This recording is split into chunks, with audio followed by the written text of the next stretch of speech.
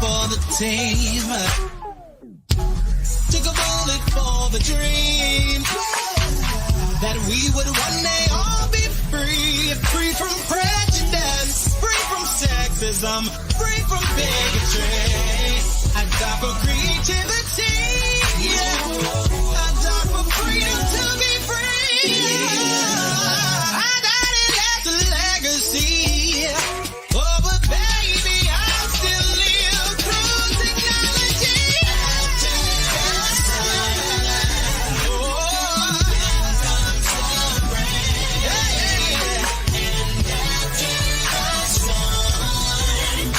The sun will start shining. What is the pain? And tears the pain. And tears the pain. And that's just love, just be patient. Your destiny will manifest. Yes, yes.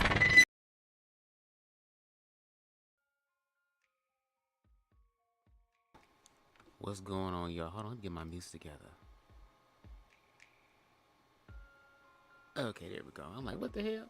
What's going on, y'all? I hope everybody's doing well on this Saturday evening. Thank y'all so much for joining us. Ran a little bit late, but just like white Jesus, he may not come when you want him to. But he's always on time, okay? Again, thank y'all for joining me for this live. I'm glad to learn more and more about the community, okay?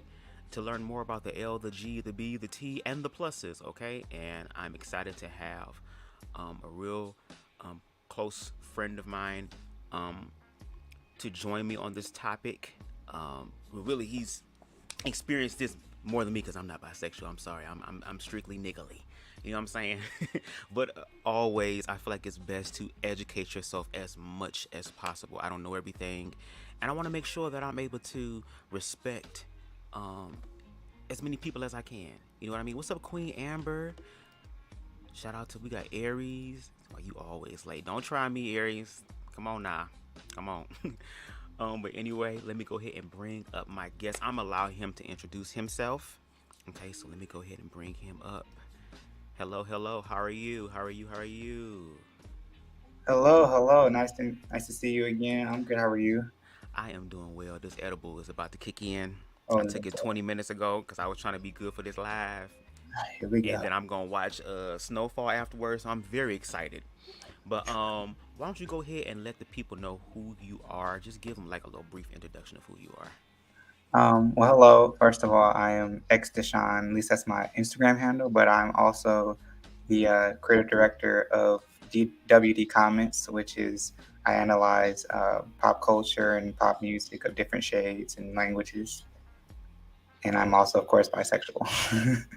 Okay, and also I have his YouTube channel as well as his social media information in the description box below. If you want to follow, I say you should. I've learned some things from him, especially because you do cover like K-pop, right? Yes, I cover K-pop. Yeah, Mhm. so he kind of makes it very interesting, at least for me, because I like the analytical aspect of it. He does a really good job at that. So make sure y'all go over there and support him, okay? Support Blackness, okay? Absolutely.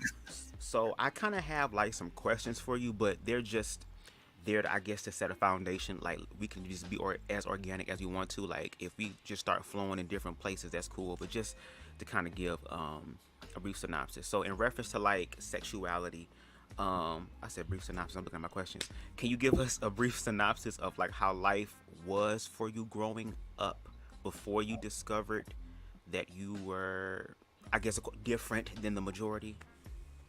Yeah, so basically how I grew up is I had a family of a lot of guys, so a lot of athletic men. A lot of them wanted to be the the token, in the Black community is the whole being a basketball player, a football star, things like that. And so my family were known to be involved in that. A lot of the men were already basketball or baseball.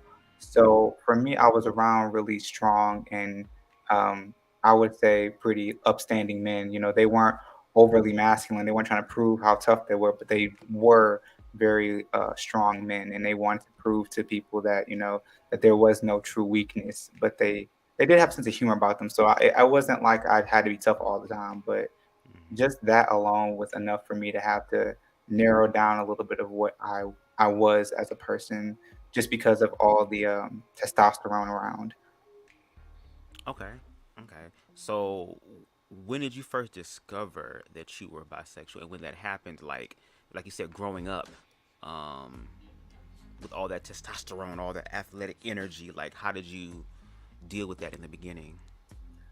Well, Well, honestly, I knew that I was different, and that's because of the fact that I had a matriarch, my grandmother, really helped push me into learning more about myself beyond just being really tough, manly man. And she actually is what pushed me, I would say, a little bit into leaning towards, because when you're a child, you don't think about yourself as being uh, gay or anything like that. Right. So for me, I didn't really have a nature of seeing what I was. I just knew I was different. Mm, That was the thing. I knew I was different in a sense, like I didn't do the whole play fighting all the time, and I wasn't.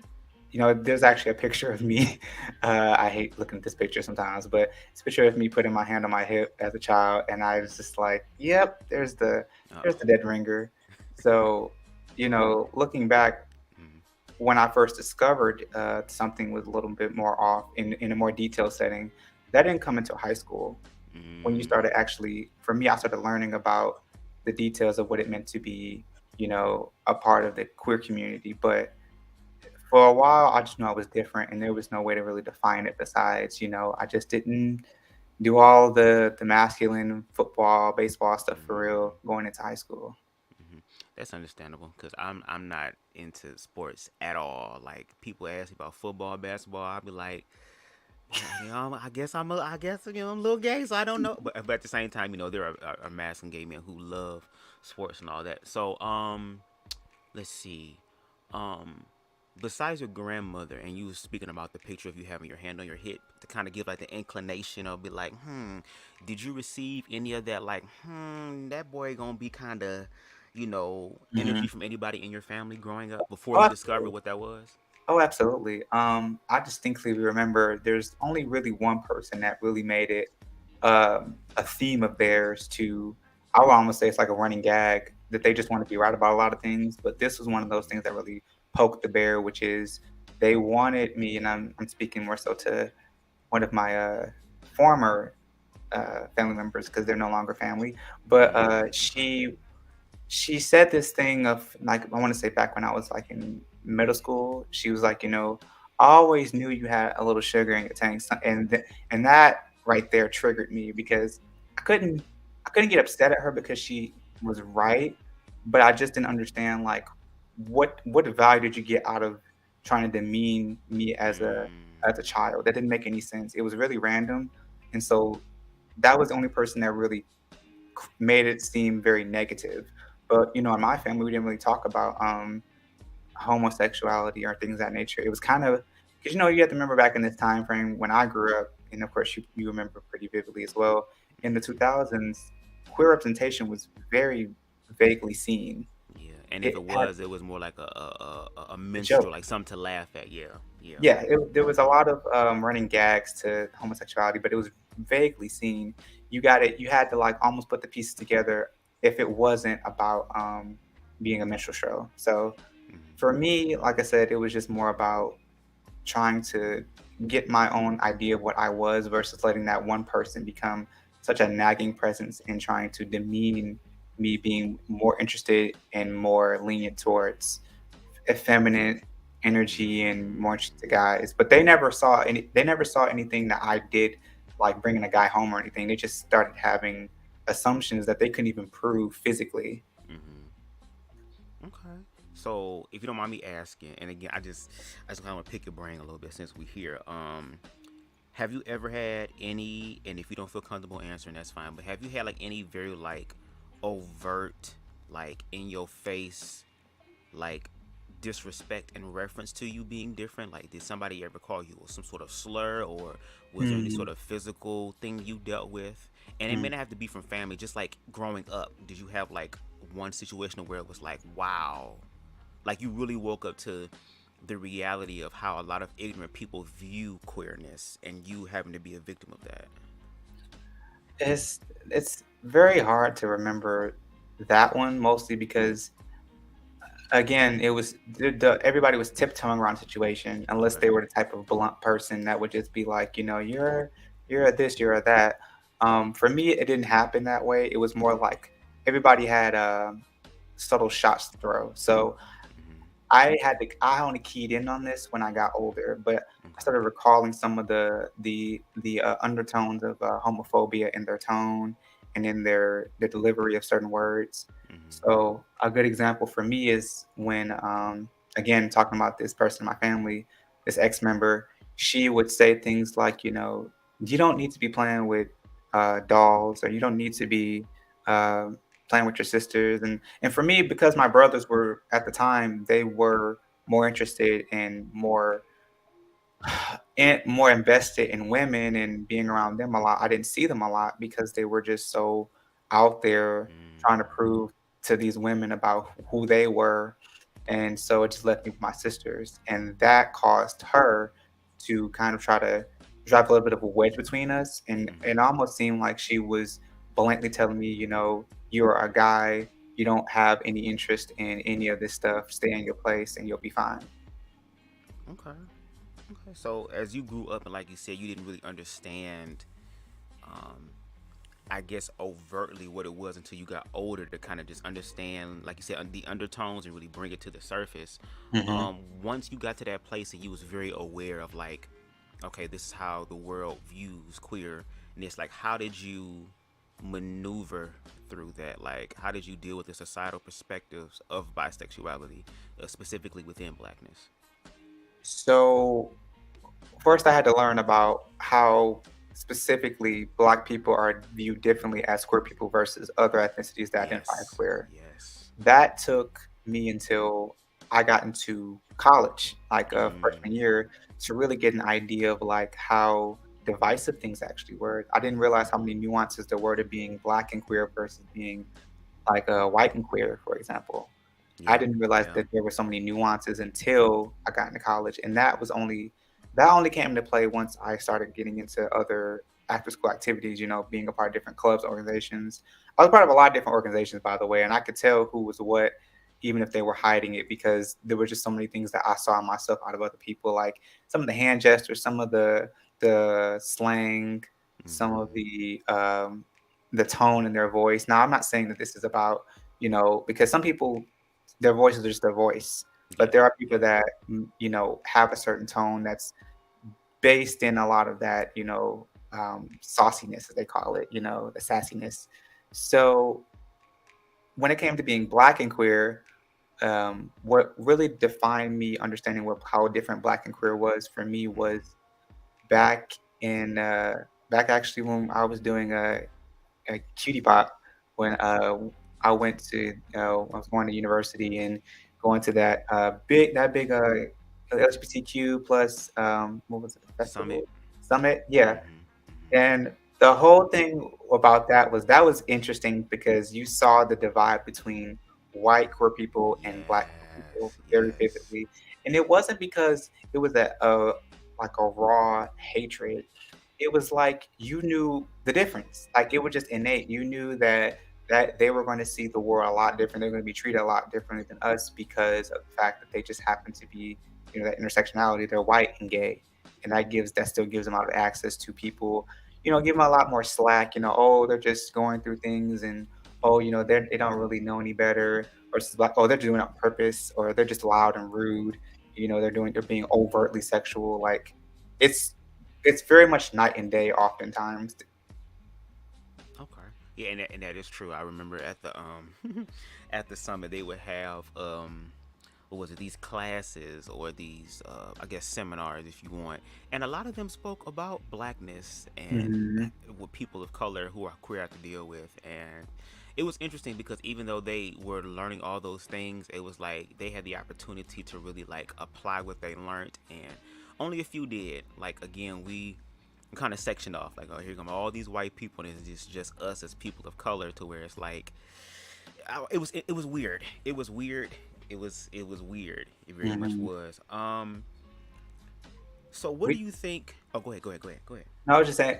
No, I was just gonna say, it's funny. We didn't even go on the same buses. That was even funnier. We Yeah. didn't go together. We went in two separate. We went in two separate cars to go to that same event as technically others from the same school. That was crazy. Yeah, and they was telling it, oh, you got to talk to them. They need to talk to us. Shit, we the minority in this bitch. Damn, why we the minority and still gotta do all this extra shit? What's going on? What is Right. going on? So what do you think is the issue within black? Like, why do you believe, in your opinion, that a lot of black people are afraid of queer people of color? Like, where do you think that fear stems from? Honestly, I feel like it overlaps with the Mm-hmm. idea of just the divide between, whether it doesn't even matter about you being queer or not. It's just it goes back to that root thing of the divide between black and white people when it comes to perception of the world around them. Mm-hmm. Right.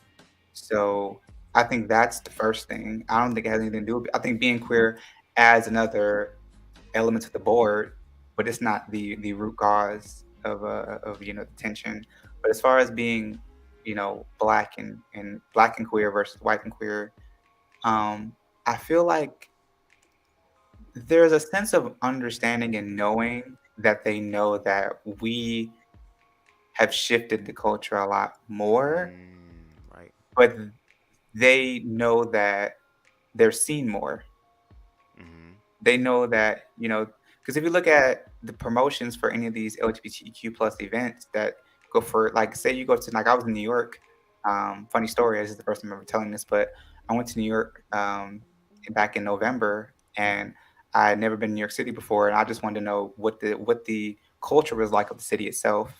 And then I ended up attending a couple of queer clubs, but for the 2 or 3 nights that I actually stayed in New York City, and I was in Manhattan. So that's where like a lot of the Mm-hmm. popular queer clubs are. The And man. so when I went to these clubs, it's kind of incredible how different the atmosphere is. Like I went on social media for these clubs, and I saw how people, specifically not non-black people, said that these were some of the best experiences that you're going to have as a queer person in New York City. The clubs are amazing, and I went, and I didn't get that welcoming experience. I felt very isolated. I Mm-hmm. felt that there was this atmosphere, like it's not spoken, but you can feel those that are not black, just they exist there. Unless you have a group of people that are with you that you kind of just exist there for the sake of existing. And I saw that both from clubs that were more hot, more hidden, tucked away, to the ones that were the most popular ones in Manhattan. Mm-hmm. And I kind of looking back, I did wish that I went to the more black queer clubs that I can find, because I couldn't find them at the time. But going to the clubs in Manhattan, the ones that are said to be the most popular ones for everybody, but really just for the people that are like, not black, there is a difference.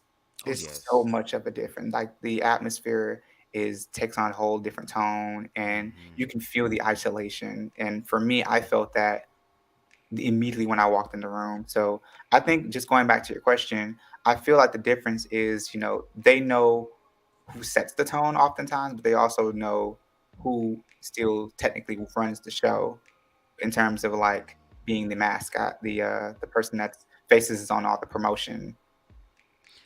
You're right. You're absolutely right. Do you feel? And I'm just kind of I'm open right now, so the question just coming to me. Do you feel that? Because I've heard a lot of conversations around blackness and queerness, and there is this fear of being erased. Like, oh, if these queer people were to ever become the majority, which I feel like we never will, we're going to always remain the minority. But Mhm. if they get to this position of power, they're going to erase um, the black community. They're going to erase a family. Even though you can look on the 2 o'clock, 6 o'clock, 7 o'clock, 10 o'clock, 12 o'clock news and see who's really doing that. You know what I mean? Mhm. Like, Yeah. I just don't understand where the fear comes from, but I think there is another point to it, and it goes to another question. Like, how do you feel, being a man of faith? Like, do you feel like religion Mhm. played a part in this whole fear of LGBT people, especially within blackness? Yeah, absolutely. I mean, you look at the church, how it's run governments. Like the Hmm. going back to a history point, you know about oligarchies. It sounds familiar. So like the oligarchies, historically, with this, were when the church and the government were like one thing, and that's why they Oh, always say you separate church from state, because if you involve the church and state together, you get what's called an oligarchy, which to me just is a recipe for disaster. The yeah. church Read the basically dark can. ages of the church. Yep. Yes, and the Hmm. church can basically run the show of people's hearts while the government runs people's actual physical lives, tangible lives.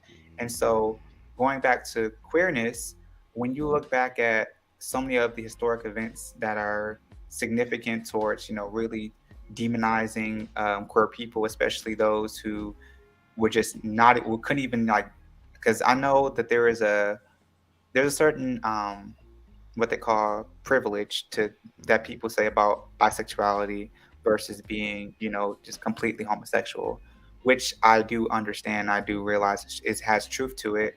So some of the people that were just completely like they could not be involved with the opposite sex, the demonizing of them was way easier, and the church had a big play into making people fear them. Like it wasn't just Yes. a story of Sodom and Gomorrah. It was more like these guys are they're gonna ruin the world. We're not gonna be able to procreate. They're basically ruining our children's minds. We This is the doing work of. sins, but y'all abominations. Like, there's an upgrade of Yes. sin. Hmm. This is not even talking about the transphobia.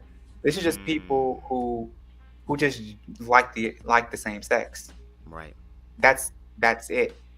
That's the craziest part about it. When you go a level above that, you have transphobia, which is basically, a whole different can of worms. But when Yes. the church decided to make a point, make a staple in the world by fear mongering, Hmm. they made an impression. And this is you can find this in any society in the world where the church exists.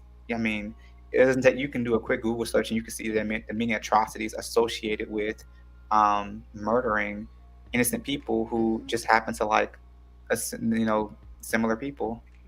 And to be justified. It'll be justified. Do you feel like, because I've noticed, like, years ago over in Africa, like once they started to colonize it somewhat with Christianity, um, they started creating this bill called the Hate the Gays Bill or Kill the Gays Bill, where it was like, and it's like what, 2009, 2010, around that time, where Mhm. they were saying that if somebody is, part of the queer community, they can face severe jail time or the max death. And even if the family members and friends who know who these queer people are, if they don't report them, they would share the same similar fate. So, do you believe like something like that could happen in America? Do you feel like there could ever be this witch hunt against queer people? I mean, never say never in this world. We've seen how many times people say this not gonna happen. Next thing you know, the world is shifted to where it can. So I'm Mm-hmm. not saying this is not a possibility, but I am saying it's highly unlikely. And this is because we live in a day and age where the internet is fully accessible, Yeah. and so many people have access to the amount of liberal ideas that are around, especially around LGBT, the LGBTQ plus community. Mm-hmm. So when you have that much access and people are more open minded to having more of an educated idea about what this is versus superstition that the church brought, you have a lot less likely of a chance to see a full on Salem witch trials burning at the stakes type of situation. You have a way less chance, especially when people are um, trying to distance themselves from the dinosaurs. If you catch my drift. Yes, and where's the meteorite that took out the dinosaurs? Please, where's it at? So what do you then say to like? Okay, so what you're saying is that there is this growing number of people who are willing to be open-minded and to be empathetic and be like, you know what? Let me study to show myself approved, as opposed to the other group of people who are like, I don't believe what that is. You're Yeah. evil. The Bible says this. So you feel like there will never be like, or very unlikely for um, that type of fear-based ideology to get so out of control to where it's like now we have to chase Yeah. these people down. Okay. Yeah, I don't think so. And like I said, this is going back to the fact of how much has changed so fast as it is. Now, we have seen in real time the regression. Of course, the bill that basically reversed, women's rights. We Mm-hmm. saw what happened with that, and that was a whole regression. But I feel that because we're trying to, like I said, push out all the older ideas and really push out the people that are still around from the Jim Crow sessions, but they're trying to push them out. And I feel that the faster you get them out, the less likely you're going to have something like that. Because, like I said, we're living in a day and age where the information is accessible. We're seeing so many children learn things they probably should have learned, or that they need to learn early on in order for them to actually be less likely to be biased. Right. Did you hear also too? I think I saw it on Twitter somewhere where I don't know if it's Mississippi or somewhere down south. They're trying to reinstate or talking about reinstating Jim Crow laws. I thought I heard something like that in Florida, but I could be wrong. I, I mean, because it's like when you think about it, when it comes down to, and I hate it because I don't really have faith in the political parties here on both sides. I feel like Hmm. they're both crooked and there's nobody really running with truth and integrity. But Hmm. it seems as if though, like for individuals who are more liberal and who want to see humanity um, prosper and low key like manifest somewhat of a utopia where all people can be equal, it seems like systemically the ones that don't want that to happen, there's always something that goes around. Like we can deal with it as far as a social issue, but for those Hmm. in power, they are looking at it from a systematic viewpoint. So they create all these laws. So it's like I hope and pray and keep my fingers crossed that nothing like that would happen in America. But Hmm. I mean, the way that people are being slick and creating laws and all these words and all the stuff that you don't understand, um, is crazy. And even the whole thing with I mean not trans people, excuse me, I'm sorry, but drag queens reading to Hmm. your children, like I've asked a lot on my question, what is the fear? Like, do you believe that your children are going to somehow, okay, so let me ask you this. Hmm. You didn't have any sort of representation that was like over in your face, no sort of pornographic extreme in your face stuff that could have influenced you to be bisexual, right? No, not yet. No, you didn't. And again, you grew up in the early 2000s, so you were able to see more so heterosexual expression as opposed to queer expression, right? And you're still bisexual. Yes. Okay, Yes. so I'm just trying to understand where that fear comes from, especially when they don't have facts. It just baffles my mind. But with you being a man of faith, how were you able to find a healthy balance between your spirituality and your sexuality? Oh man, that's the golden question, isn't it? Uh, Um. So I think I've spoken to you about this before, but to be a little bit more detailed, mhm, I started my journey in faith when I was 8 years old. That mhm, was the first time I got introduced to, the idea of Christianity and what it really means. Of course, my grandmother introduced to me a little bit of the whole, you pray for your food, God is good, God is great, thank you for the food, thank you for the amen. food. Mhm. But, lay me down to sleep, my soul to keep. Those are things I was introduced to. Was it like a 6 year old, 7 year old? But I didn't really know about the idea of faith and Christianity until when I was 8 years old in 2008.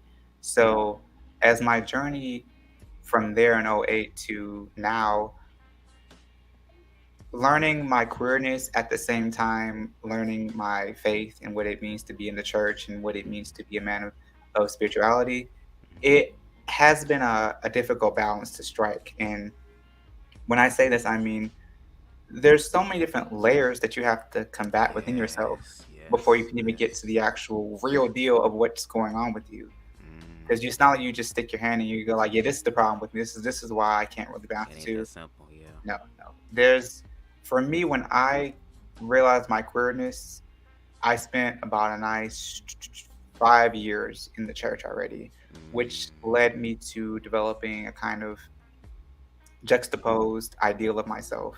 I couldn't really find out if I was exactly gay, or whether I was really bi, or whether or whether I was having thoughts from the devil playing tricks, as they say. Mm. So that really became the biggest struggle for me growing up throughout high school, was really finding out what this meant for me as Exactly. a person, whether it was Yes. being gay or bisexual.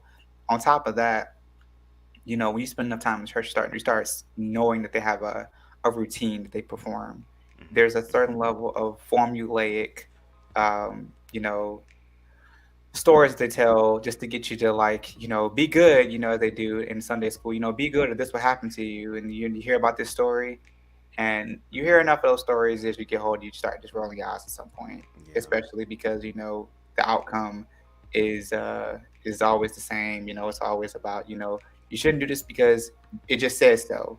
Not even questioning any of the detailed things that they say that you make you go like, when you look like, if you I think you probably can uh, uh, relate to this, but you Hmm. ever look back some of the stories that you heard from growing up in the church, and then you look at it and you go, that doesn't really make any sense, Hell yeah.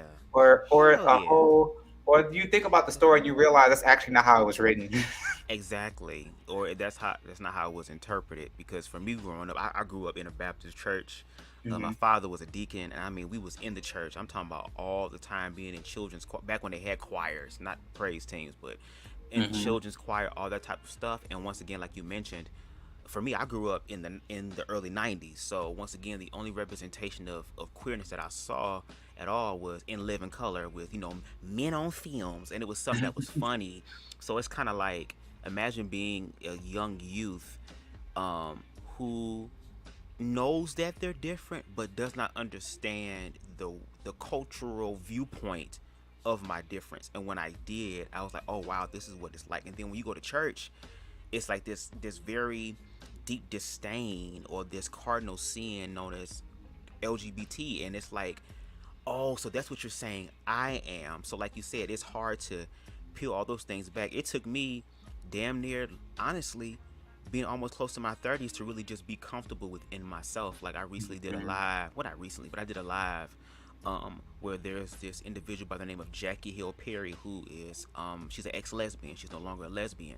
And Hmm. I did a watch and review of it, and for the first time in my life, I did not feel insulted. I didn't feel like she was attacking me, even though I knew where she stood. It was like, I know who I am. I know who I am. So it's like when I turned 18 and got into my first relationship, I really started questioning things. I really started questioning the Bible, questioning religion, and I was told that was a bad thing. But it also says in the book, which a lot of people don't remember, is to study to show thyself approved.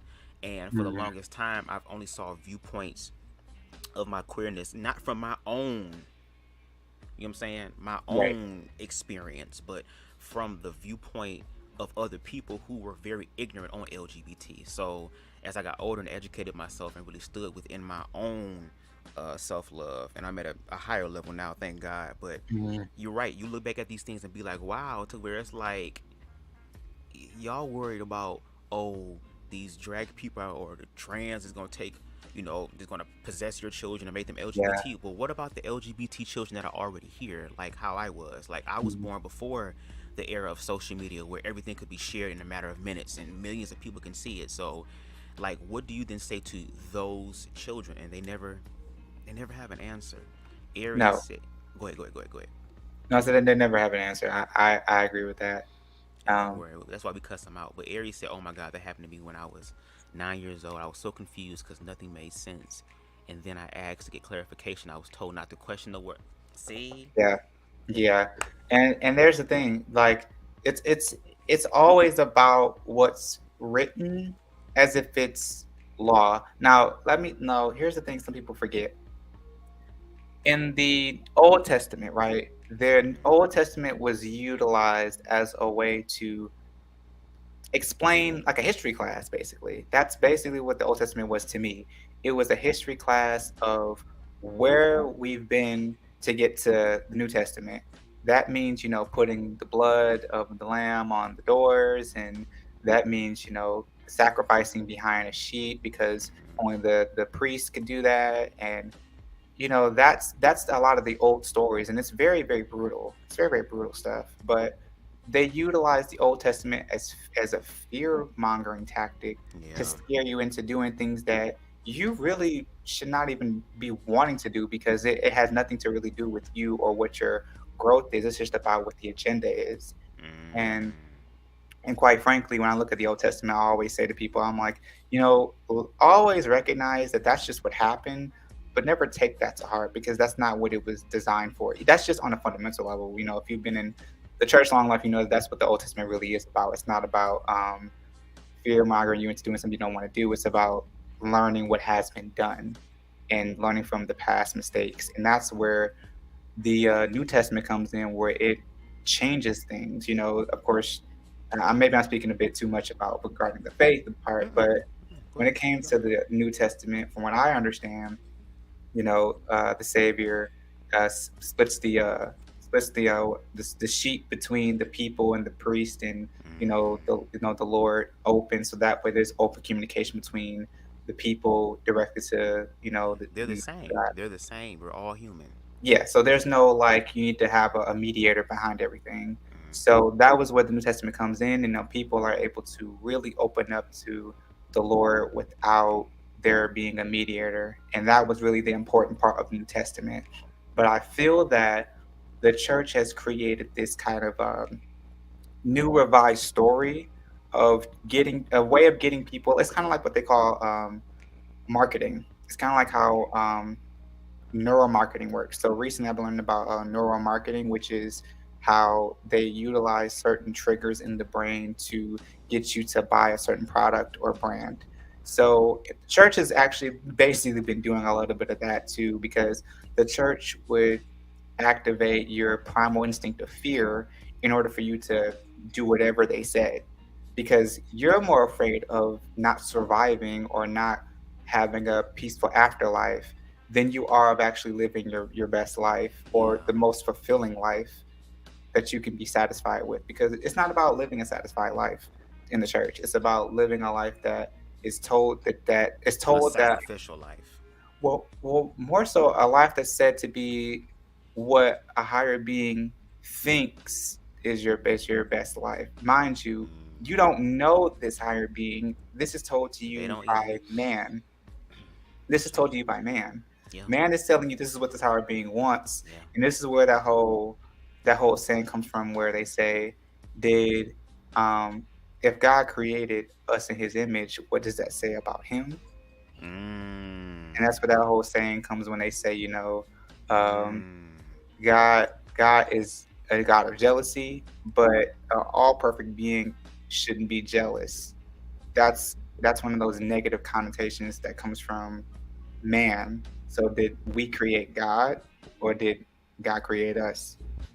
And that's where you get conversations like that happen a lot, and people hate these conversations because, again, you're questioning the things that Generation X, generation, Their millennials, and own before identity. They put so much energy into this identity that they're yeah, they willing to hold on to it, even if yeah, it they is created not this true. really, really in detail, mind you. This wasn't made overnight. This Oh was no. centuries of fleshing out. What a wonderful plan that they fleshed out. Mm-hmm. So in order to break some of that, you really would have to like start asking questions. But then again, this come from people that didn't want that in the first place. You're just supposed to do what you're told. As most of our generation, our parents actually tell us to do, just do what you're told and you'll be fine. And Yeah. that doesn't work these days. And one of the things I think in blackness that I've really been paying attention to, at least for me, is that for the longest time, blackness, especially black men, because I think the issue with queerness really comes down to within blackness, black men willing to choose this quote unquote choice to embrace this feminine aspect as opposed to walking in this masculinity, which to me It's not a divine masculinity. It's a hyper masculinity. Again, it's an Mm-hmm. insecure masculinity. If it was really secure, it wouldn't be pressed about the other expressions of what a man or what men are. We're talking about, again, a God that is so great. But I think for us as black people, we've been fighting so long to survive that it's like now there are some black people who want to live, who want to Yes. enjoy life. Like, we're thankful and grateful for all of the hard work that those before us has done, but they all did that for a goal, which was to one day to live, not to have to continue to do the same thing over and over again. So the fact that Blackness is asking questions about itself and is looking deeper within itself to figure out what a monolithic viewpoint of blackness is, I think those who have survived have this fear-based narrative, because I hear this from a lot of older black individuals, especially cis hetero black men, again, who have this fear about anything feminine. But it's like the hope and the dream of the slave has to manifest. And if you Mhm. did your research, you would know that even LGBT or queer expression is also something that came from Africa. They say Africa is the motherland of all things, so it was birthed out of that. It's not the face of Africa, but it's also African, and they also celebrated those people. Even in other indigenous spiritual tribes, like for example, the Native Americans, they see trans people in higher regard because they're considered two spirited. Like, there's a lot of information out there, but I'm glad that black people are waking up and are choosing to, I'm not going to say walk away from faith, but walk away from the institution that Yes. hasn't really helped you with faith. And if it is, it's going to be 1995. and and the That's thing, just and it. I had to do the exact thing that you're talking about. I had to step away from the institution years ago. Now, mind you, in my way of doing it, I went from stepping away from what my parents wanted me to do initially when it came to going to their same church they always went to finding out what it was like on my own to do it. And that's where I went to this collegiate, Christian based club. That's where I was Hmm. taking my little, faith towards, hoping that it would really help me manifest it on my own. Hmm. And I learned that it's not a black church thing. Let's just Yeah. say that Yeah. it's not a black church thing. It's not a white church thing. This is for It's church. everybody, Hmm. That's and true. That's I right. I had to learn that on my own, really, because when I went to the collegiate club, for Christian faith, I saw multiple people that didn't look like me. They weren't even just white; they were of all nationalities, ethnicities, and they all had a similar mindset, but it's delivered differently. Like, Mm. that's where I learned. That's where it really hit me that black church is different, and you have to know how they use their tools and how other people use their tools. And once you figure out the difference, you start realizing how similar it is, how the Hmm. tactics can be very devastating for people that are just stuck in the loop. Right. Right. That's why I say, look, and I talk about it all the time, and I don't care if a few people hear it, that's fine. A few people can change the world. To learn to love yourself. Learn to love yourself. Like, if these individuals actually read the book, and to me, if they just read what Jesus said, because according to that narrative, Christ is the way, the truth, and the life, and can nobody get to the Father but by going through Christ. So it's like, Mm, if we just learn to reduce, I think before we even deal with the Bible in all of its scriptures, and that's not even a complete Bible. Like, there are still books that are missing, but just the King James Bible. Before we get on to that, I feel like, just like with a lot of Jehovah Witnesses, like, give them a pamphlet about Jesus. Like, let them get the training wheels part of it first and memorize the training wheels before you go into this, because when you look at this book, it's really an allegorical book. It's really a mystical book. It speaks about people's experiences with the divine, that no matter where they were liars, murderers, thieves, they were all these things, but yet there was a sense of redemption in them. um and again, if we just pay attention to what Christ said, I feel like we'll be able to actually genuinely manifest that. Spicy said historically they use the fire and brimstone version of God in times of desperation, famine, drought, etc., versus the milk and honey version we get. Yeah, yeah, yeah, because they look at these signs and they think, oh, God is God is judging us. God is judging us. If it is, He judging us. It ain't just those people. It's us. So maybe we're being judged based on our lack of love, because that is what really destroyed Sodom and Gomorrah. If you read it further, a lot of people think it's Yes. homosexuality. No, it was inhospitality. They didn't know they had more than enough, and they didn't share it. And then let's be real. Before God destroyed Sodom and Gomorrah, He was asking, "Give me 100 people. Okay, give me 50 people. Okay, give me 20. Damn, give me 10. Shit, can you at least send me 3?" So was the whole city gay? Right, right. So And so so we didn't talk about that part, but when the angels come and it's being misinterpreted that, oh, they came to know Him, now all of a sudden that was the straw that brought the camel's back, to where God was like, "Yeah, smite this shit. I'm done. Them homosexuals just pushed it over the top." no, What? no, absolutely not. I went hearing the story of like the possibility of them wanting to get involved with the angels, Mm-hmm. and hearing about the the reason why God literally destroyed the place was beyond any of what the stereotype is. It really helped me realize that, okay, so somebody is changing the story. I was Mm. like, okay, so I'm not crazy, because the more I started hearing the story, the more I kept thinking to myself, this is missing some detail. As Yeah. just it's just as a kid, you don't know any better. You're just listening. You're just taking in the information. So when you get older and you hear the details, you're like, wait, seriously? Like you really start getting mad. You think you're like, oh my god, like I could have learned this a long time ago. Mm-hmm. Like this is really helpful to your sometimes your mental health, because you're just in this state of fear. Like if they find out I'm as good as dead, or my family, I'm just as good as disappearing for the And rest of. I'm going to hell when I die. Yeah, like I think the idea of these stories being overwritten, being rewritten, and sometimes it's just not even told right. Like if we're being honest, it's not even just about them adding stuff. It's just the fact that they just filled in the gaps because they Mm-hmm. missed some pieces themselves when they're telling the story. And that's why I said, instead of people trying to worry about what the hell God did for Job and all that stuff, let that be an inspiration. But try to figure out what the hell God doing for you. Like, Mm-hmm. God is just not in the Bible. God was before all this stuff. And there was a quote that somebody said, and then we're going to kind of shift gears a little bit. Um, where they said that religion is God's coffin. It's where God was. God's no longer there. Like, God is Mm-hmm. always moving. Like, there is this parable about tents versus cathedrals. Like when you're in a when you're in a cathedral, you're far away from God. You're in this place, and the people have to come to me. There are individuals who are following God who have tents, which means that, okay, we stopping and resting right here, but once spirit gets up and move, we have to move with it. That's why they're able Mm-hmm. to stay a lot more aligned. But I kind of want to change gears, and I kind of want to talk about something that Mm-hmm. is a universal thing, but especially in the community, is something else. Oh boy. Let's talk about dating for a little bit. Let's just talk Oh, about that for a little bit. oh god. So, with you being bisexual, like, how Um, has your experiences been like with cis women? And oh. also, have you come across any women who kind of treated you differently after you explained to them that you were bi?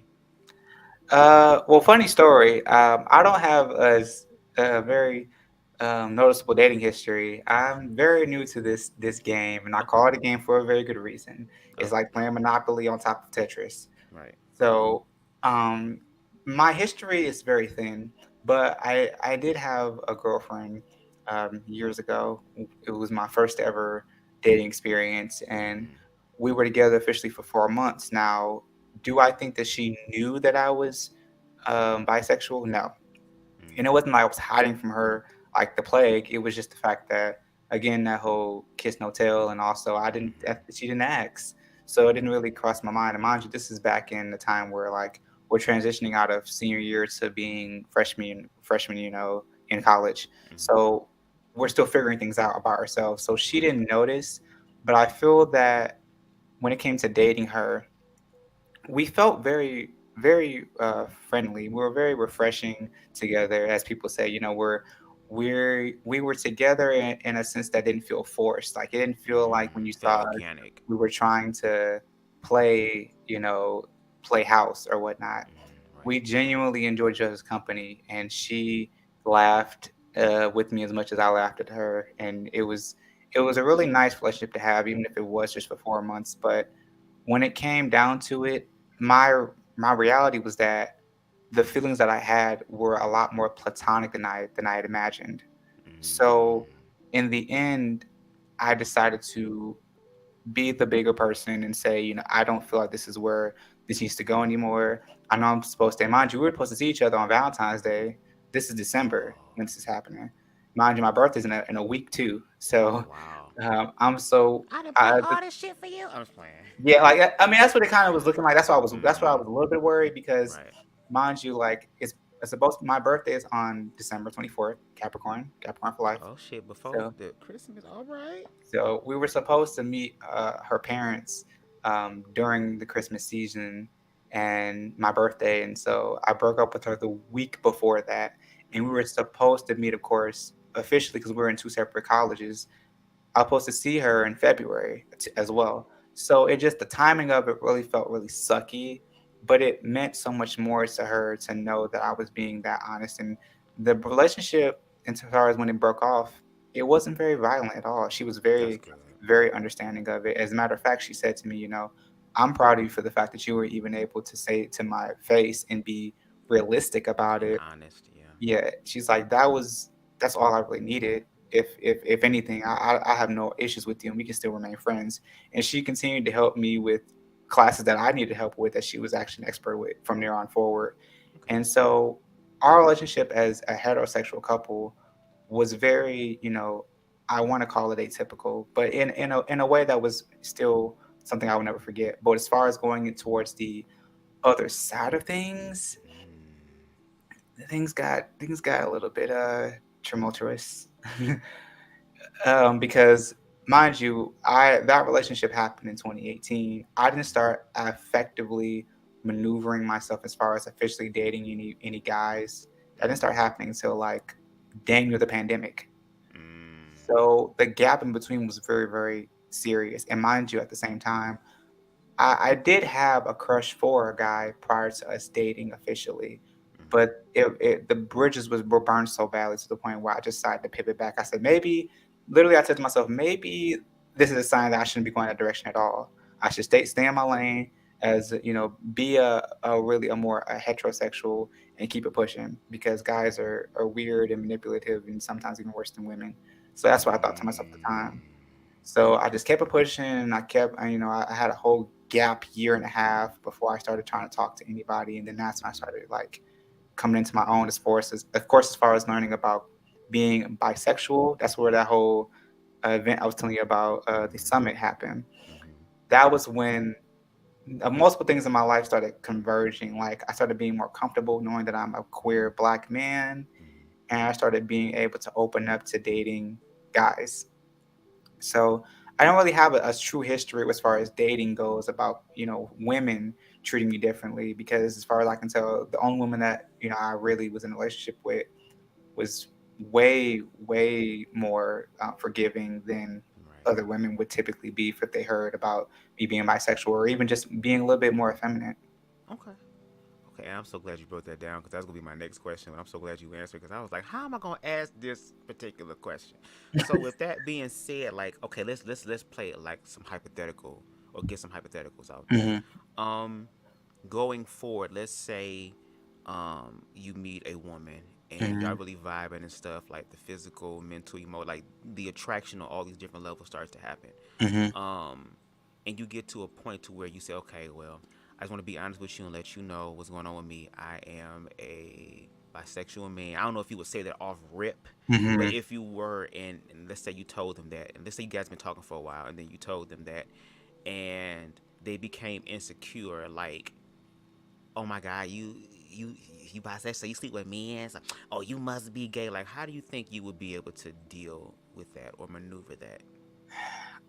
Honestly, the way I'm built, especially now, Mm-hmm. um, back then, if that would have happened to me, I probably would have been a lot more like shut off from the world. And I'm introverted, Oh, same here. so Yo, introvert. being introverted, you understand the idea of like when somebody pokes you, like when life pokes you, you start wanting to receive back to that shell, because you're just like, I shouldn't have gone out in the first place, type minds, type Oh, I need mentality. to learn something. Like, okay, what is this teaching me? That's how I look at it now. Yeah, Like, what is this yeah, teaching like me? But go ahead. that's what it would be me back then. Right. Now, I mean, I still have my moments, Mm-hmm. but if that would have happened to me then, right now, I probably would have. I probably would be hurt, but I would be more so offended because the idea is that if I'm with you, you should be a lot more. How do I put it? I don't want to say the word educated because that would be demeaning, but I would say that you should be a little bit more aware, like mindful of people and what Yeah. they are. That's not to say that you don't have every right to be a little bit skeptical, because for any partner you deal with, you're supposed to be skeptical because you don't really know them until you've like gotten married practically. Like you don't Mm-hmm. really know your partner all the way. Like some things they hide from you. So yeah, you have a right to be skeptical. And you have a right to be a little bit, worried about, whether or not I may or may not. But if I'm showing you who I am, and if I've treated you, accurately as you would want to be treated, and if Mm-hmm. I'm delivering all of what I set out to do that you agree with, there should be no reason for you to be spouting out Mm-hmm. biases at me as if you don't know me. Because this, if I'm telling you this, it really means I have to trust you. Yeah. Yeah. And Yeah. the whole idea of telling me something like that, like being that judgmental and throwing out your own stereotypes at me just because you're afraid, Biases. Yeah. that that's a complete turn off. And quite frankly, it's not even about you being a woman anymore. It's about you being irrelevant as a person Oh. to me at that point. Oh. Mm. Okay. It's So. not even about you. It's like people think that oh, women. I treat guys and women different. No, I treat more or less the same because as a person, there's a certain level of dignity you're supposed to uphold yourself to yourself. Yes. If you don't have Yes. a certain level of dignity or willingness to learn, then your relevance is less than. Exactly. Because me, I'm getting to the point to where after we done try this and you try me and I done practice grace and mercy, I'm gonna cuss your ass out. And if I really feel like I'm gonna light a candle on your ass when I get home, Dollar General, I ain't paying no wax. I'm gonna get some cheap ass candles, bitch. And then it's gonna be over. But so what would you say to women if they ended up attracting an individual who is bisexual? Like, what are some things that you would like tell them to kind of help them, if you can, like, to just to learn how to trust your partner? Like, once again, like you said, if I'm with you, I'm with you. Like, what do you think you can tell women to kind of help them get through that hump, or at least encourage them to get through that hump? If I can give any advice to women who deal with this or Mm-hmm. come into contact with this, I would say be be a listener Yeah. first.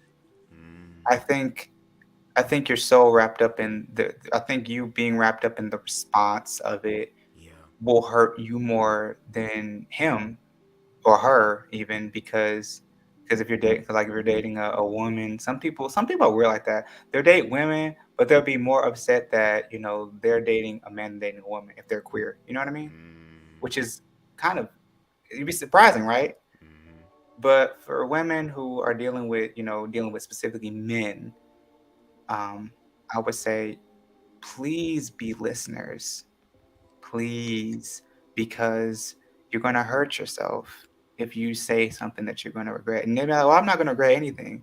No, you're going to regret it because life has a way of biting you back in the ass. Oh yes, it is. Pardon my, Yes. excuse my French, No, no. but We free over here. You can cuss. but Mm-hmm. karma is one of the greatest assassins in the world. I swear, none greater. Oh hell So, no. so that's why I say, Assassin's Creed. yes, slow to speak and quick to hear. Mm. Please, I say that because what you hear out of Even that Jesus person. said that. I'm sorry. Go ahead. Yeah, no, no, that's the part. But I'm That's gay. I'm the, not supposed to know this. I'm gay. I'm not supposed to know that. How I know that? And I'm gay. slow to speak and quick to hear, as they say. And when you listen, I'm saying that the words that's going to be said to you by this person is very important because you need to know what your proper response should be. If you're Mm-hmm. just attacking, you're not going to learn anything. And you need to, if you're going to be spouting all these stereotypes and Right. biases, you need to learn. So listen very carefully because whatever you hear is going to be very important to how you respond. And your response is going to be very integral in figuring out where to go from here. So that's all I really say. I agree with that. Yes, yes. A lot of times, and again, I can get it. I can get it. The fear, because there might be some women who be like, "Damn, I got to compete with other black women. Then I got to compete with other women. I can't fight. I'm gonna have to get a gun because I ain't gonna be able to fight no man if I would come home. You know what I'm saying? So I understand facing those fears and stuff like that. But Yeah. like you said, you don't know. You might be missing out on your blessing because just because that person's bisexual does not mean that their love for you is now divided with somebody who is the same sex. Like, no, they're still capable of committing themselves to you. I don't know what the situation is, if it's poly, whatever, but to give their energy to you and be with you and only you. I feel like that's possible. And then on top of that, and this might sound ignorant, but I mean it's the edible, so it is what it is. Who Mhm. knows? The man that you might like getting pegged and shit. So sometime when your ass pissed the hell off, you can take it out on him. It's a Mhm. win-win situation. I Win-win. I just think it's really disheartening to hear someone say, they believe you love them less because your capacity for love is wider than just them. Right. And them as, and I'm saying them as in like women. Yes.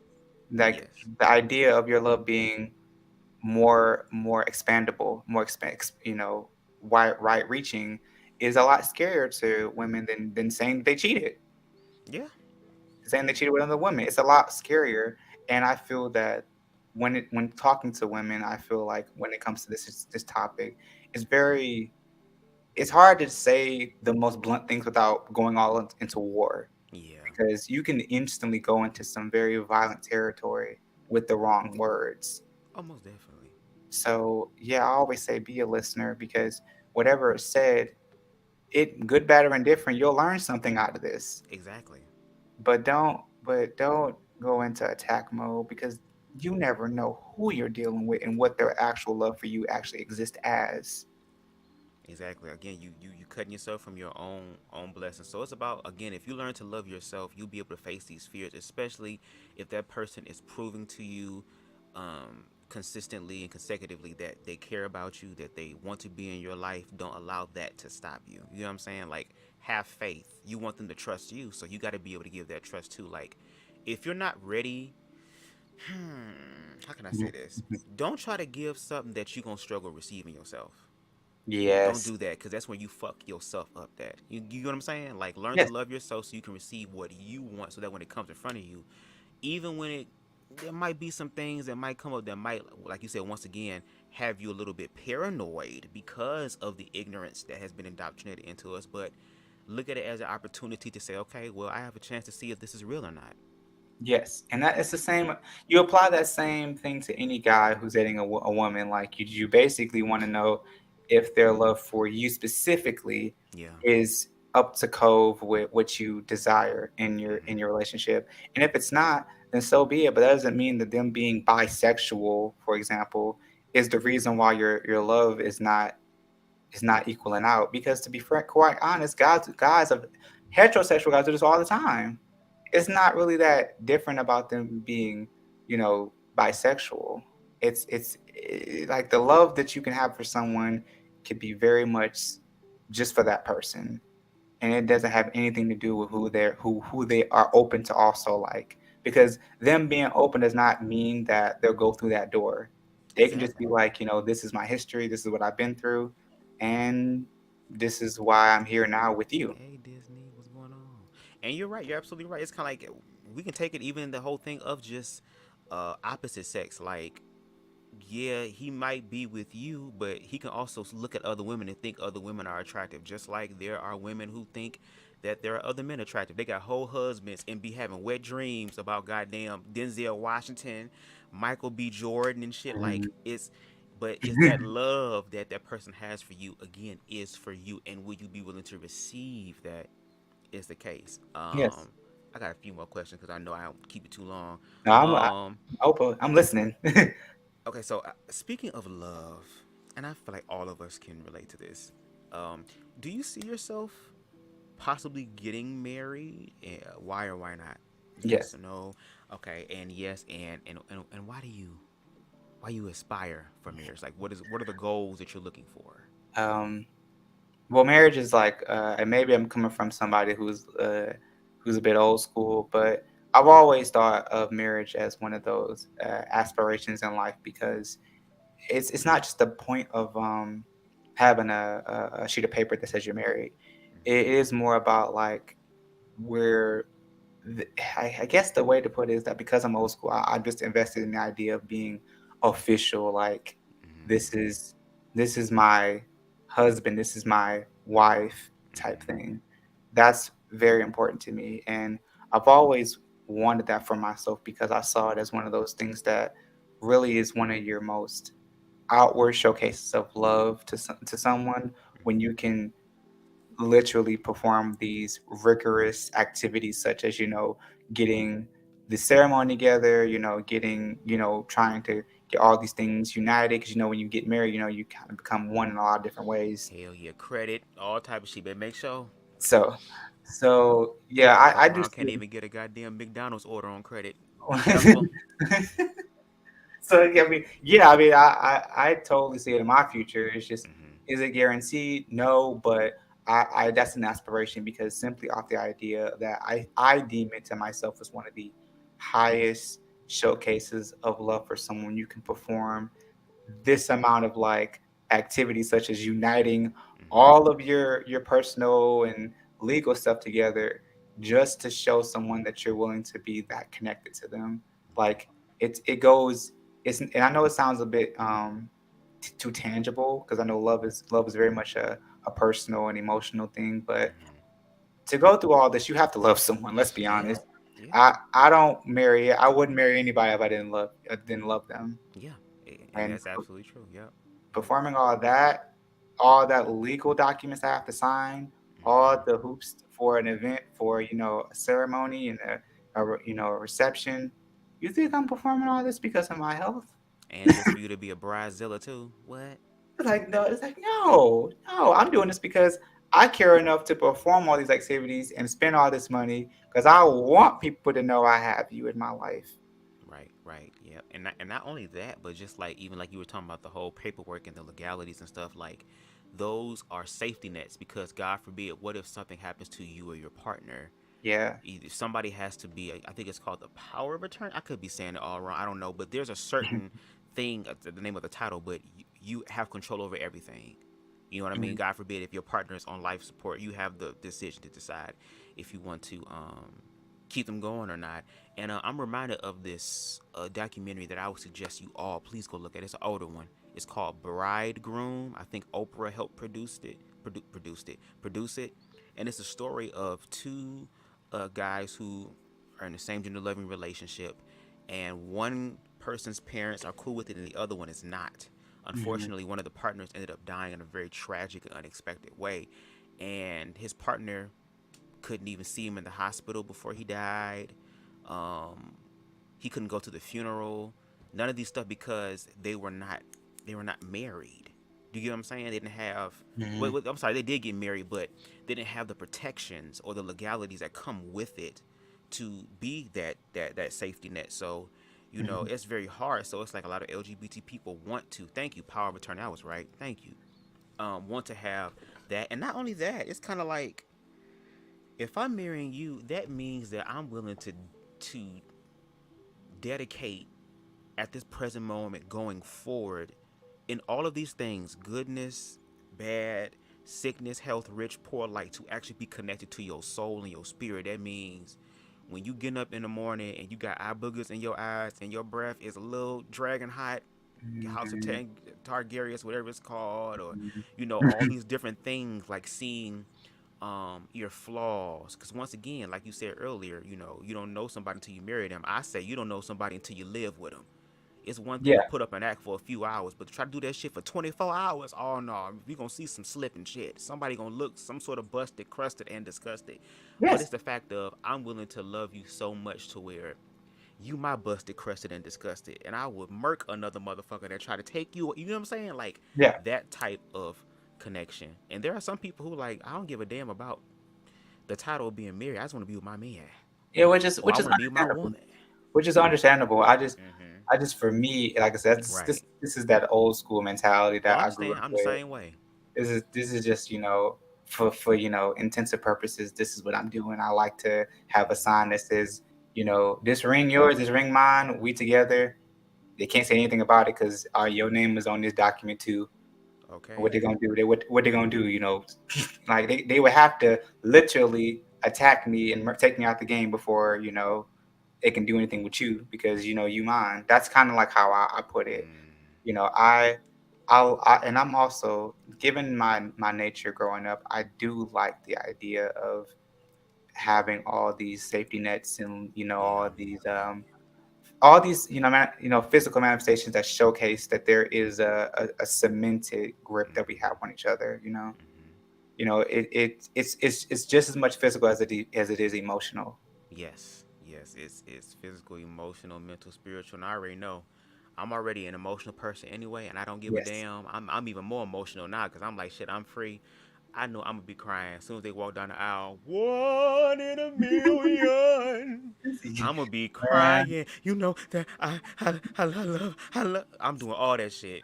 I mean, you And got I'm all gonna these tear people. your ass up later tonight. Let me stop. Man, I mean, like, honey, we ain't got the honeymoon session yet. I'm We talking just, about Braylon. I'm just playing. Let me stop. we just, we, we. Sorry, Braylon know what I'm talking about. Okay. I can't breathe. Come on, Um, Braylon. I am Disney Channel. Right or wrong. I am. Anyway, I'm sorry. sorry. Let me make sure I got mine straight. But when it comes to, like, because I personally, I like a good spectacle. Oh So Lord. when it comes to a wedding, my sister told me, she was like, I'm not playing your wedding, right? I'm like, yeah, because I'm planning yours. And you know what we do? We go all the way. We like Mm. to make it you might as well make this a fairy tale wedding because I guess it's Not just this about to as, be the Thanksgiving Day parade I mean, if you level. want to float, if you want, Beyonce and Jay Z who? Well, let you me stop I if I mean, get murked. You know they don't play. I'm sorry. you I'm want to sorry. wed, Please don't hurt me. you want a wedding on next to the water, or we could do that next to the river. You want this nice church right next to it, or you want not even church. You want to have a garden wedding with all this open floral space. I do that. Or you want a horse and a carriage? We could talk about it. You want to fly in on a helicopter and do some Mr. and Mrs. Smith shit? We can do Yeah, that. like it's like I love, I love a spectacle. Hmm. My fashion taste is very telling of how much I like to Okay. mix it up and really show a spectacle when I want to, and when it comes to my events, and when I party hard, when I really want to and put all my effort into it, I will do Right. it, and it will be a spectacle because I want it to be. And when it comes to who I'm marrying, they're just gonna have to deal with it.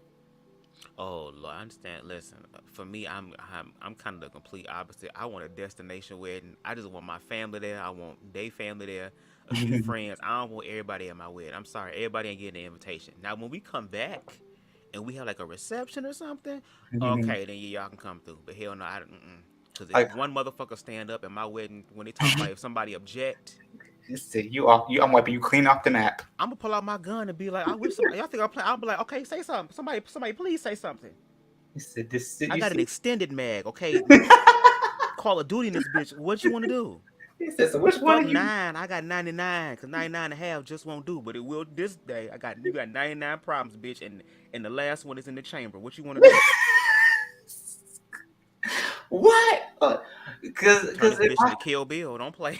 because in my mind, like, you really have to be on some hating ass shit Oh, to get up in I'm my not even. wedding. That's why I'm doing a destination. Cause I'm not even gonna have y'all even. If y'all come to the wedding, it's gonna be by chance, and you're not gonna be actually in the wedding. No, all them people that got idea. Even if you have an inkling, if I have an inkling that you're gonna do some shit like that, you're not coming to my wedding. Hell no.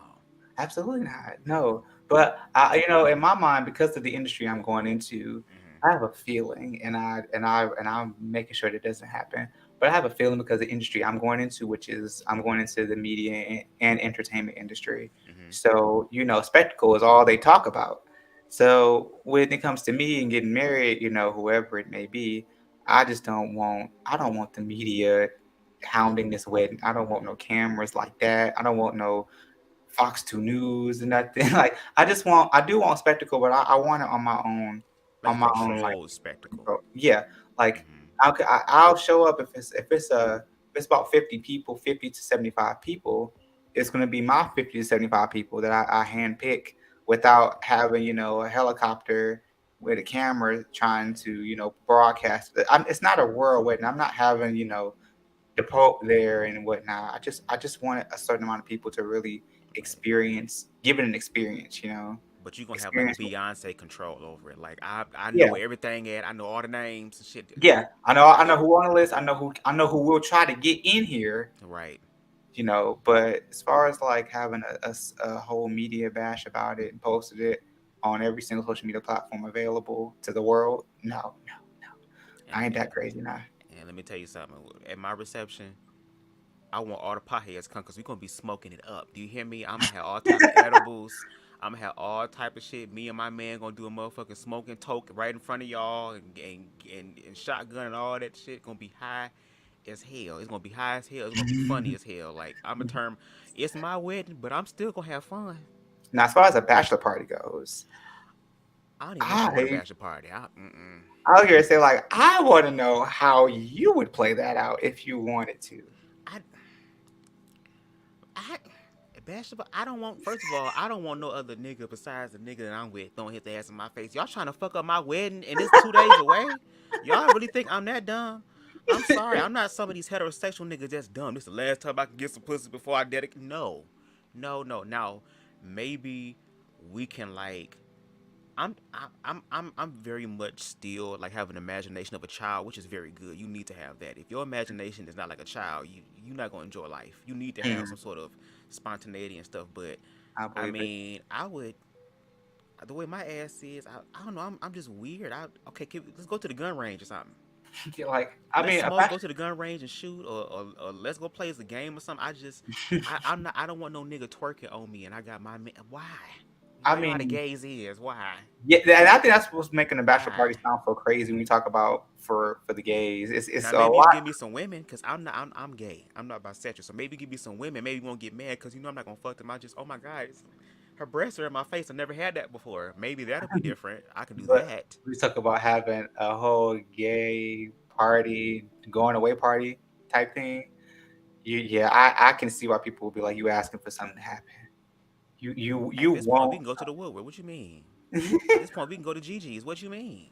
I mean, they'll take. I mean, don't get me wrong. What would be crazy to me is if, like, and I probably am not sure if I will be affected by this, but if you were to take me to the Crazy Horse in Paris, not in Las Vegas, the one in Paris, as for a bachelor party, Mm-hmm. I would probably, I would be entertained. I think that would be the great bachelor party for me, just to see a performance, you know, a sensual show, That makes but sense. but That makes nothing sense. like you're not gonna get me to go to like now, you know what? No, no. What actually would here's my thing. Uh, What would actually be bad is if you try to make a queer version of the Crazy Horse.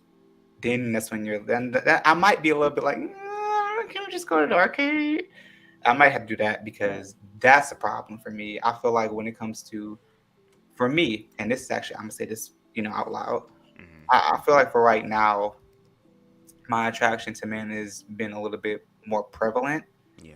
than it has been ever before. Mm-hmm. Um, but that doesn't mean I don't have any openness to women. So when it comes to having a bachelor party and it's like the Crazy Horse, but you know, for the women, I'm a little bit more open to it. You know, I feel like I'm more comfortable when it comes to men because it's such a new thing to me. Mm-hmm. Um, yeah, I don't know about that. That's a little dangerous. Can you imagine what? Because if you ever heard of the Crazy Horse No, it club sounds before? like some crazy shit.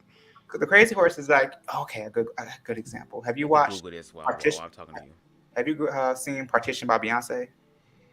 I've seen little clips and stuff. I haven't seen the actual video. That is inspired by the Crazy Horse Club in Paris. That whole music video, for the most part, is inspired by the Crazy Horse Club.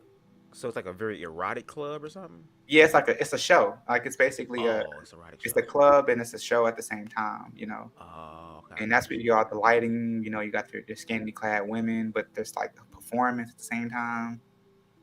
You know, Let me tell you something. Y'all not gonna if the universe blesses me with a man that is in the same alignment as me, I'm not fucking that up at all. I already dealt with fuck nigga after fuck nigga after fuck nigga. I'm not gonna mess up the right one. If we going to okay, we go to the club, but guess what? I'm eating all type of sauerkrauts and garlic. I'm gonna make sure my breath hot as hell, so that when motherfuckers talk to me, they be like, "Damn, yeah, it's called repellent, bitch. I got a man." I got a man, bitch. I got a man. You stay away from me. I got a man. I mean, I'm just thinking this out loud. Like I never thought about this until we had to this very podcast. But I imagining a queer version of the Crazy Horse. My gosh, oh my gosh, That's on somebody's OnlyFans. Somebody already doing that. I because like a whole show. I mean, light pole, light different changes in I'm sure the background. Illuminati got that somewhere. If it's a crazy horse, trust me, there's somewhere in the world where there's a gay version of it. It might be somewhere in Germany or something. I mean, I can't imagine. Like I ain't trying to that's imagine. I'll dangerous. let y'all know. That's dangerous for y'all. I know Jesus. I know him for myself. No, but I mean, yeah, going back to the whole thing about the wedding, Hmm. bachelor party. I just, I feel like, I'm open to it personally because I feel like, I have a strong enough will to be like, hey, this is fun, back to business as usual. Right. But if we don't have one, I don't mind because I get something out of this either way. Yeah. You know, Okay. that's That's the point. That's the that's point. I that's mean, just in the comments, y'all gonna have bachelorette parties. Is y'all gonna be doing some the best man shit? Is y'all gonna be doing some hangover shit too? I Girls' mean, night out? Is y'all gonna be doing something? you want to talk about having a party? That's the one of the craziest parties you'll ever have in your life. Oh, your bachelor party? Yeah, because if you have the certain people in your circle, you'll have a night that you probably will think that it tops any of your worst nights at a club. Fuck all that. If I got some friends around that's like that, I'm gonna have a whole bunch of more nights as opposed to just that one. I mean, I don't know. I don't know. It's just me. I'm weird, y'all. But I'm myself. What's up? Let's talk. Okay, I got one more question for you because I know that you don't have much time, and I do thank you again for doing this live because this live was just spur of the moment. We was talking on the phone. I was like, you know Mhm. what? Why don't you come on my show? Like, I like this. I like the fact that I'm learning from other people who have different experiences than I do, but still know how to communicate, like you said earlier, but not just communicate, but also know how to comprehend, which a lot of Mhm. people miss that part. You have to listen to what's being said so you can respond properly. Yeah. I, And just I, seeing how we have a lot of similarities, but yet we still have a different viewpoint in some areas in our lives, and how when you come together and y'all just talk and really just vibe and stuff, you will mhm. actually understand the humanity. I just wish a lot more people was able to do that, and that's why I do these videos also publicly to like help educate people, not just the people who choose to support me. And shout out to y'all in the comments. I love y'all because I got some people now that's rocking with me. It makes me feel good, even though it's small. It's Nice. it's it's it's it's familiar faces, and I know I'm going somewhere. But to be able to help those in the future, like I want someone to come back to this video and learn from this, or be like, you know what? I'm talking to somebody who's bisexual, or hell, I'm bisexual myself, and they're speaking about these experiences. Okay, let me look at myself. Like, if my videos can help someone to really be in the present moment and say, you know what, let me look at myself because it's crazy. And I'm gonna get to the question. Um, we've spent, at least for me, and Mhm. I've seen it outside of other people too. I'm just gonna say we a lot of us have spent a lot of time giving our energy outside of us Mhm. in hopes that that energy will be reciprocated to us.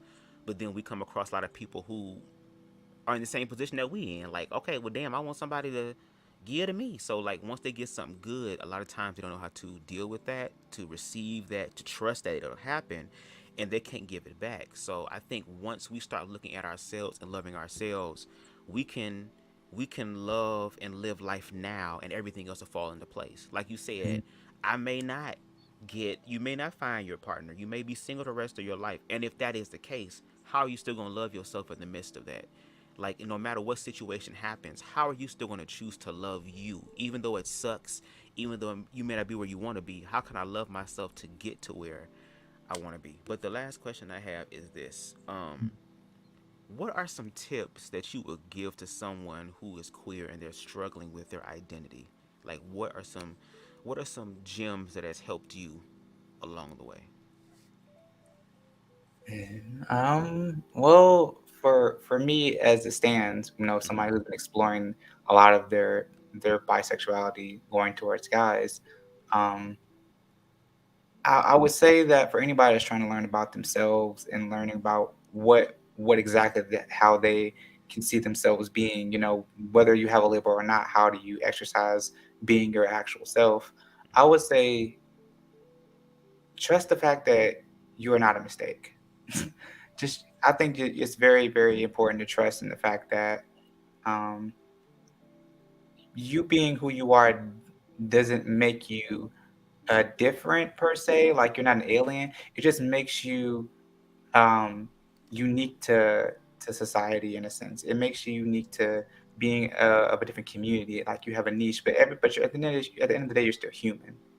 You know, I think that people think that their queerness is something that makes them completely foreign from society. But at the end of the day, there are people out here that are for you, Yes, that yes, exist for yes. you. It's not, you're not alone in this situation. And for me, I had to learn that very early on, that there were other Black queer people in my age demographic that really did respect my existence and saw beyond my queerness. And I feel like when you Mm, see people like that, keep them, yes.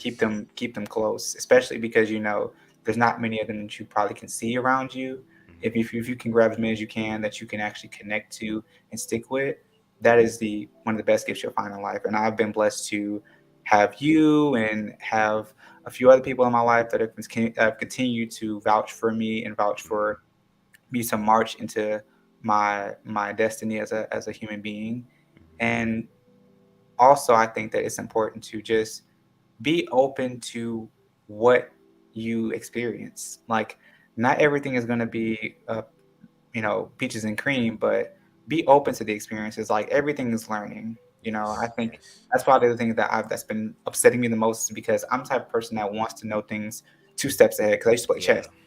Yeah. I Very used to play. analytical. Yeah, Yes. yeah. So I grew up, playing chess as a child, because I used to compete.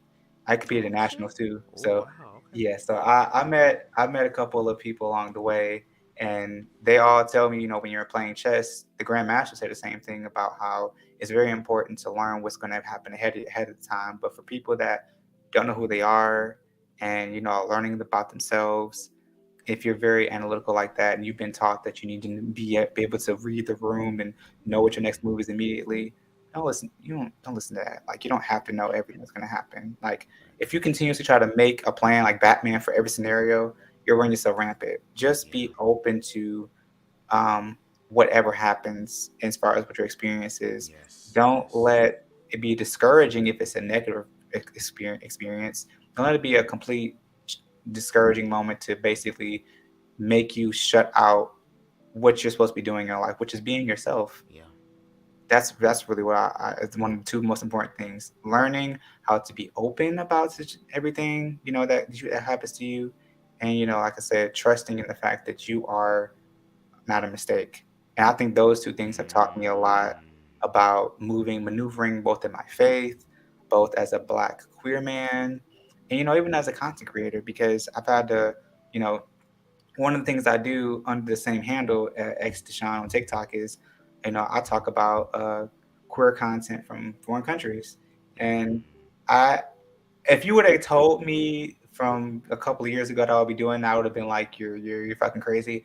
But being open to that, and being open to these other stories from across the water, and being open to hearing from other people's experiences being queer, and learning what their society that deems as, like, you know detrimental to their own country, which is crazy. Like I said, it's not just the United States. Other countries have the same mentality of basically saying, queer people are the devil, Yeah. or they can't get married, and Mm. they shouldn't be married, because why would you marry another guy, or a girl marry another girl?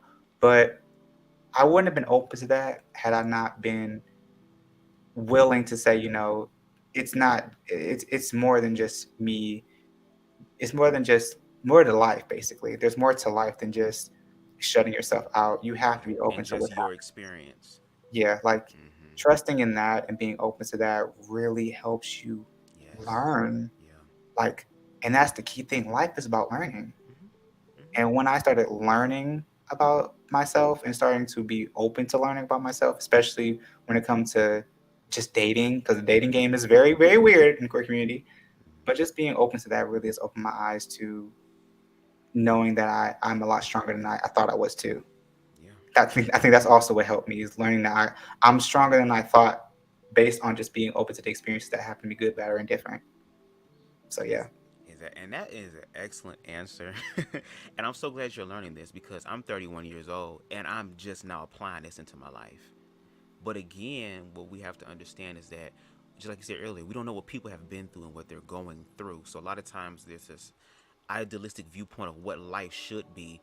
But then you have people who are doing those things, but because they haven't healed, they're not even fully enjoying it and satisfying themselves with that experience. So, and also too, like it's very important, like you said, to be very analytical. Thank you, Spice. See, that's look at my peoples.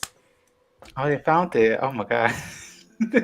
Oh, they Let found me it. tell Oh you my something. god. Let me tell you. Hold on. I'm sorry. Hold on. Hold on. Hold on. That's I crazy. That was love fast. my supporters. It took me a while, and I'm still growing my channel. My channel is just like me, a leprechaun, but my heart is getting mixed into it. You know, my heart is bigger than everything else. You know what I'm saying? So it's like I appreciate y'all. Whether y'all come in for a second, whether y'all watching the whole live, whether you watching the replay, it's just amazing. And I want y'all to go support. Please go support. I have all the information down below as well. As far as the YouTube, WDComments. Okay, go over there, subscribe to him. He has amazing, dope content. And these conversations is what I really, really want to have on YouTube publicly. So I know you're not gonna be a stranger. We're just gonna have to work some things out in other type of conversations because I have Yeah. someone else named Aries who's also really close to me as well, and he is a bisexual man. So it's like the fact that he's able to see Yeah. this live, it makes him feel happy because it's like, and again, like I was saying, and then I'll be quiet and you can give your final thoughts because it's almost 10. But uh, when you were talking about the analytical part as far as playing chess, yes, it's good to have like to sometimes have that mindset, but not Mhm. don't let that be your complete mindset. You have to balance it out with emotional awareness, like you said, being able to read the room. There are some things that only your emotions are going to be able to pull you through, but we either get caught up in one or the other. We don't have a balance of it. So it's kind of like what you said. In order for that to truly manifest, you have to apply it. So when you're in situations where you want something so bad but you don't get it, still love yourself through it. And that there will be people in the world that you know and that you don't know who are going to support you. Just like was Yes. mentioned earlier. You told me 3 years ago I was going to be watching queer content in another country. Are you kidding me? But look what happened. Now you're seeing someone else more liberated and free version of it that does not have any of the negative stereotypes that America has placed on it. So it's kind of like, how do you then demonize this? Once Yeah. again, you are learning to control your own narrative. And once you control your own narrative, there's nothing nobody else can do to demonize you because energetically, that's going to always remain. And one thing that you can't fool is energy. Energy is very Yes. motherfucking telling. And that's why a lot of times they don't want you to be connected to your emotional side because when you are not connected to your emotional, it's like shadow work. Hmm. It's like shadow work. Like we demonize the shadow self. We demonize the dark. We're scared of not just the dark, but what's in the dark. What's in the dark is unhealed versions of you. Learn Yeah. to love yourself, and once you do, I promise you will feel like a goddamn X-Man. Like where all these superpowers come from? Where did this Yeah. confidence come from? Where did That. this love of self come from? Like you will literally be in control of your own life to where it's like, you know what? Even though I don't know what's gonna happen, something good is gonna happen in this, and I'm just gonna have to figure it Mhm. out. I'm gonna have to just find out. Yeah, especially like going back to what you said about like that Carl Jung, learning about your persona, your shadow Mm-hmm. self. Mm-hmm. That's a very real. Like the Mm-hmm. persona and the shadow are very much part of you. Like Mm-hmm. there's actually is a song that I was listening to, or that I was just looking at the lyrics, and they were talking about, the shadow self, and how in the song, they're basically, it's them talking to their shadow self. They're saying, I didn't want to be this way. I never aspired to be a bad person. And the shadow talks says, what are you talking about? Like, you are me and I am you. You can never break me off, because at the end of the day, I am as much as a part of you as you try to take me Mm-hmm. out. He's like, if you destroy me, you're destroying a part of yourself that you actually need to Right. embrace. And I realizing how real that is, it's allowed me to be, very active and self-aware, and especially at night, because people say, they're up at 3 in the morning doing who knows what, and some of them doing stuff they shouldn't be doing. But Mm-hmm. most of the time, when I'm up at like 1, 2, 3, heck, even 5 in the morning at Okay. times, It's usually because my mind is like my shadow self, my subconscious is trying to unpack what it's learned, and it's throwing out Yes. ideas to me that I Mm-hmm. consciously wasn't aware of or didn't even know that I was creating. Because some things that you plan out are so subconscious that when you're awake at 3 in the morning, it'll throw us up in your face, and you'll be like, "Wait, that's brilliant." You know, Hey, I have hey, I a think I know who this is. Hey, hey, I think can I you know think who this right? is. Yes. Yes, I'm the uncle, y'all. Yes. So, but no, for me though, I think that those peak times, those late night times that you're up, you really do find a way to meet your shadow self, and it doesn't have to be scary. Sometimes you're just having a conversation with yourself that it's almost like meeting yourself. You're meeting another part of Mm-hmm. yourself. Like you're having a conversation. You sit down. You have tea. You have crumpets, and You you mean the just part have of you that you're afraid of? yeah, you have dialogue with each other, and sometimes when I'm zoned out, in my room, that's what's happening when I'm watching a TV show. I'll zone out and we'll have a conversation, and I'll be like, that was actually a bad idea, and they'll be like, no, that was better than actually what you were thinking, and then we'll just kind of have a whole powwow until like we come to a consensus, and that only happens when you're able to trust in the fact that all parts of yourself are acceptable. That is true. That's how I am. When I look, I sometimes I be multitasking, but yeah, I be in another different world, and it'd be weird because I'd be like, I can do this and I can do this and I can, but I'm also having an internal dialogue, so it's crazy. That's also another reason why I smoke weed because I really feel like I'm tapping into like my best life energy so Hmm. much to where like with me even being in my even though I'm an introvert and I want to become more extroverted, but I still gonna protect my energy. It's like I'm in my nomad phase to where like I'm literally to myself. I'm Hmm. grateful that I'm able to sustain myself from home. And I spend a lot of time thinking, being in my philosophical side, which is why a lot of times people can say I'm long winded, but like I said, I'm never long winded. I give educated and nuanced responses, bitch. Some niggas Absolutely. didn't graduate from ICDC college. And if you did, that's great. But I didn't graduate from that. Yeah. I graduated from a higher standard. I'm just saying, no shade, no Mm-hmm. shade. But it's like Hey. you're really starting to learn and figure out who you are. And like you said, for me, there are a lot of people who are up at night, and I want to be able to share the love, the overflow of love that I have for myself and that I'm growing in every day with other people because that's how you change people's lives and that's also how you receive your blessings as well. That's why I Yeah. always treat everybody with kindness and respect because you never know how you might be entertaining an angel, you might be entertaining the next opportunity to get you to where the level is. And guess what? A lot of times when your blessings come in front of you, expect some bullshit. So, for example, for homophobic people, your blessing might come from a gay person. Hmm. Now what are you gonna do? Are you gonna fuck up your own blessing and go to church and ask God why He ain't give it to you? Or are you gonna say, you know what, I'm gonna actually walk in the following in the teachings of Christ and actually apply this and look what happened. And I didn't have to sell my soul, I didn't have to do nothing strange for a piece of change. And you realize that they're human as well. So it, I could talk You, about this all you day. know that I really could, you but know that you story have to about experience it. Go you, ahead. you know that story about how they say, God was like, God, why didn't you save me? You talking about I sent you two big boats. Hell yeah. Sometimes what happens is it's not even boats. They'll be like, God, why didn't you send me a speedboat? I sent you a rowboat. Wasn't that supposed to be enough? Girl, But and but y'all they'll want turn Jesus that down. and y'all want Jesus to come back for y'all. You want to Y'all say this want is what you Jesus to come back deserve for to have. y'all. You want Jesus to come back to this? Where It's like, where the faith ain't being applied, and that's why I really talk. And I know you gotta go. I know you gotta no, go. no, I actually I have about a nice good 15 minutes to kill. Okay, cool. Yeah, but I enjoy these conversations. I want to have more conversations like this Yeah. within the LGBT community, and I feel like I'm slowly but surely like trying to build that from the ground up, and I love that because I'm really about community. So if that means I have to do grassroots shit, I'm already 5'2". I'm already short. I'm near the ground, so it's Yeah. not a problem. But Yeah. I'm invested in better ladders and shit, and they getting better and better every time.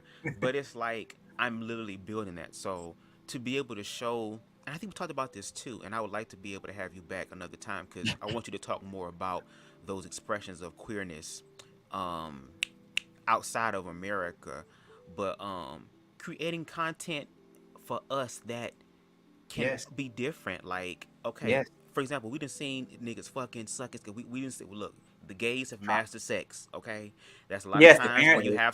where you have to escape your reality. Sometimes busting one is one of those things, and because we live in a world that don't really affirm us, we find affirmation other ways, and we master that shit.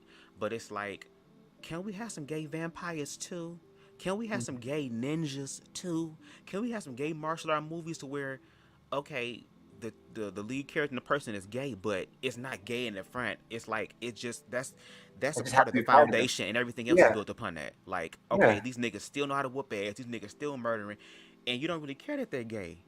yeah. No, it's like I was still, and then you would still get the works put on you, while afterward I go home to my husband type thing.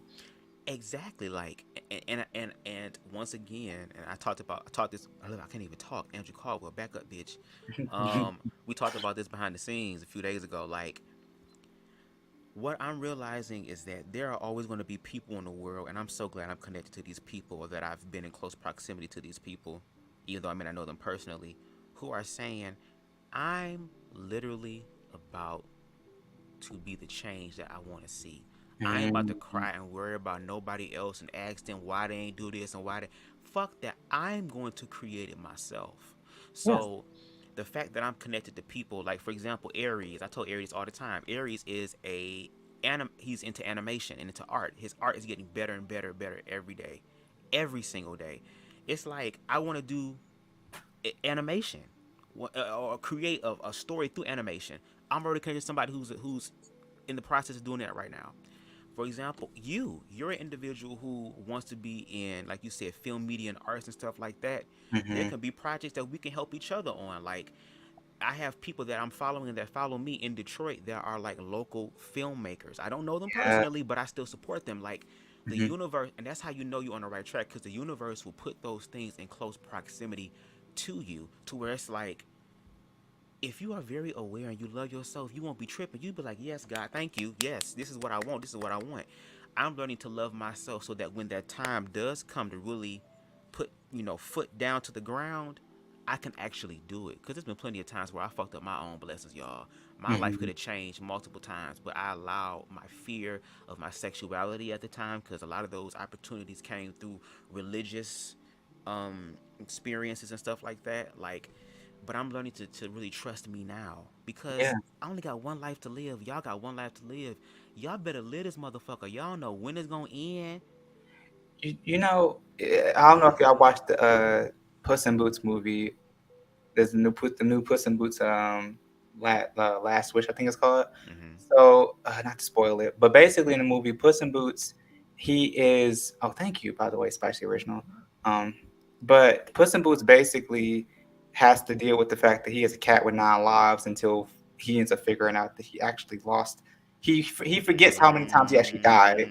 He only Mm. has one this time, and the entire movie is him trying to race to get this magical wish that will restore his 8 lives, while at the same time, a specific character who embodies exactly what he's afraid of is chasing him, and it's a physical manifestation of exactly what he's afraid of, and it's chasing him down while he's trying to get his other lives back. But then he realizes at the end of the day, basically that his life needs to be taken seriously, and he needs to be able to live it effectively and with people that care about him, not just by himself, but people that care about him, and him being able to reciprocate the love they give to him in Right. return, and being Right. able to live that one life well. So the entire movie, I'm not going to spoil it, but I will tell you that it's very much a thematic movie based on the idea of being willing to live your life for yourself and knowing how to live it well despite what's going on and despite the fear you may have with what's going on in your life. It just matters about you living it. That's what the movie's about. So I think it's just a great. I just think it's a great movie to like watch for any age that has the same mindset of like, maybe I should be living a little bit more calmly. And yeah, if you're living too loosely and you're not taking your life serious, or if you're living by too many expectations, that's a movie you need to watch because it teaches you that. I'm sorry, but it teaches you basically that your life is yours and live it well because you only get one of them, and take it seriously. Well, take it seriously as in like make it mean something for yourself. Exactly. I'm gonna have to watch that because I love films that have like a philosophical woke, even though the word woke is overused and Oh my abused. But gosh, I'll Twitter just has say, killed it. I'll just say this: self-aware, like aware or conscious content that's coming out. And let me tell you something: if they are putting this conscious stuff to live your life, and it's supposed to be created for children because it's animation, but it's really for all people. Yeah. Let me help you understand something. To the homophobic and transphobic people, your kids getting read these type of stories by drag queens, the baby's gonna be okay. They gonna be okay. They'll live. They gonna be alright. Don't worry. There are people out there that's teaching them right in reference to treating people with respect. Like it's gonna be a lot of cussing out.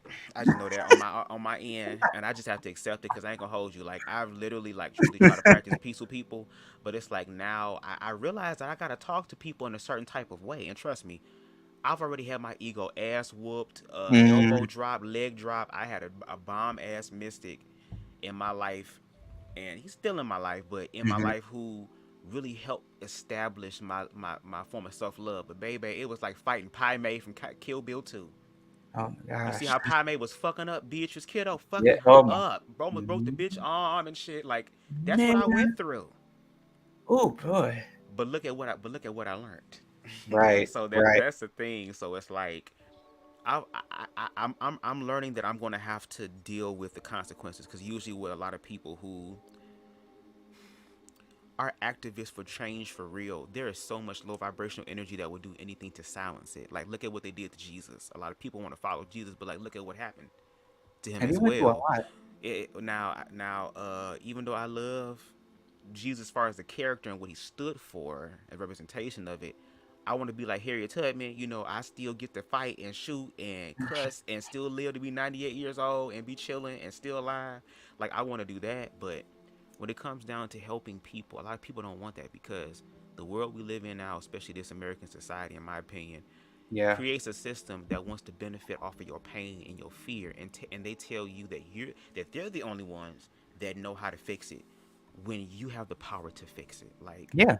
there's such we in the West, and I'm gonna shut up so you can talk because I want you to have the No, last words. But no, no. here in the West, um, we're now just now becoming aware of spirituality. In the East, they doing all type of manifestations and metaphysical shit that would blow our mind that we would think, oh, that's CGI, oh, that's fake. Like, Yeah. if there is something that has created this whole experience and motherfuckers still trying to figure out what the hell that is some metaphysical shit. And especially if you believe in the Bible, that's a whole spiritual book. I mean, talking about putting shit on the altar, that sounds like some witch shit to me.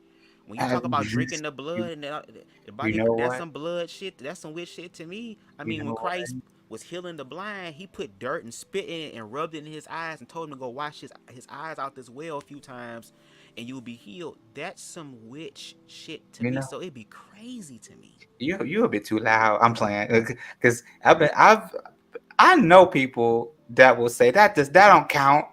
Really? It don't count? Okay. Maybe I don't know what magic is. Well, this look. Let me tell you something. Those people are just afraid because I understand. Mhm. I understand. A lot of times in this world we live in, we want to. It would be so easier to fit in. It would be so easier to just assimilate because everybody else is doing it. And who wants Yeah. to stand out? Who wants to go against the crowd? And then the ones that are against the crowd are demonized. Who wants that? Like who wants to deal with that stuff? But that's how you find your freedom is when you stand out and be yourself. You're created to be unique. You have your own unique fingerprint. Nobody else in the world has your identity except you. So it's like learning to love that self, that part of you, your shadow self.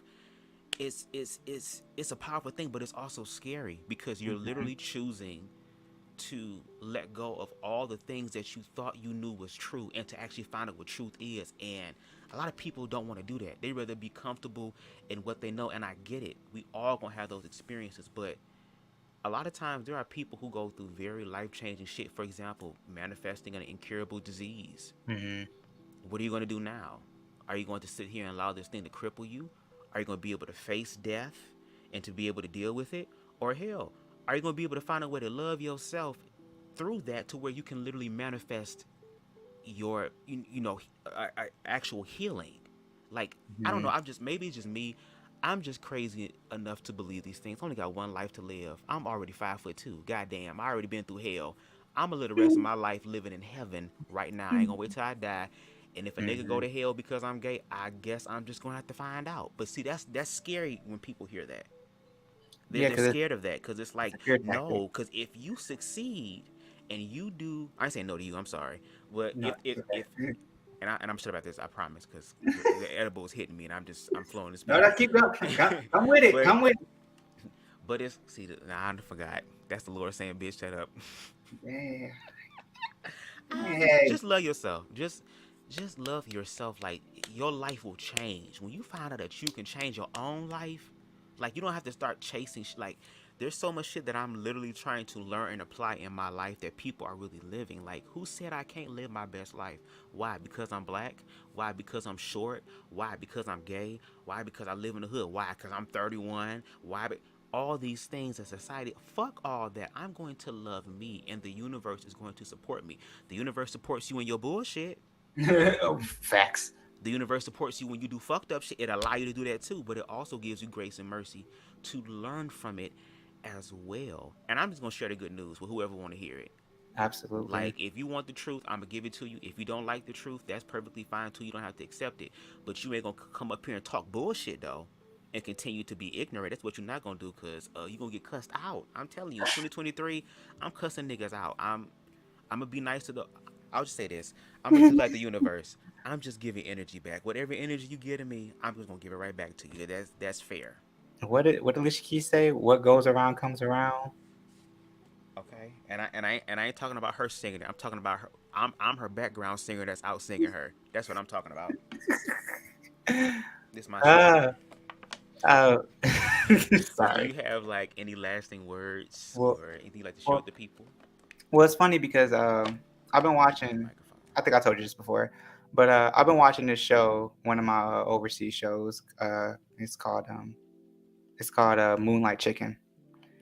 And one of the things that I liked about this show was that it talked about this man basically getting out of his own way of being whatever age he was as a queer person and actually being able to receive love, even if it's somebody that's younger than him. And so it was funny because watching this show, it really made me feel something because the character, he's in his late 30s and he's being hit on by someone that's in his late 20s, and in his mind he's believed that as a queer person, because people think, I've been hearing this too, I don't know if anybody has heard about this, but the whole idea of twinks aging out, which I've heard about.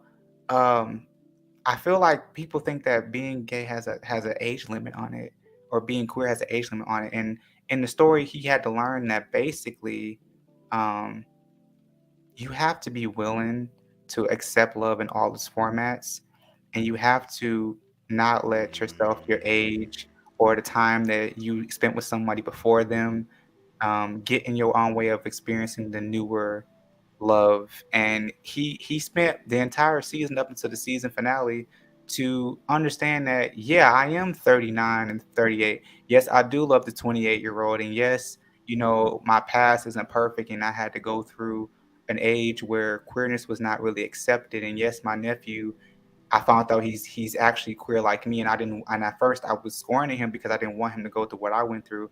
But I had to learn that, one, he's old enough to make his own decisions, and he has to learn from what I learned from in order to really survive out in this world as a queer man. But I cannot change him, and that my age, and that my age doesn't define me in terms of being able to find love for myself.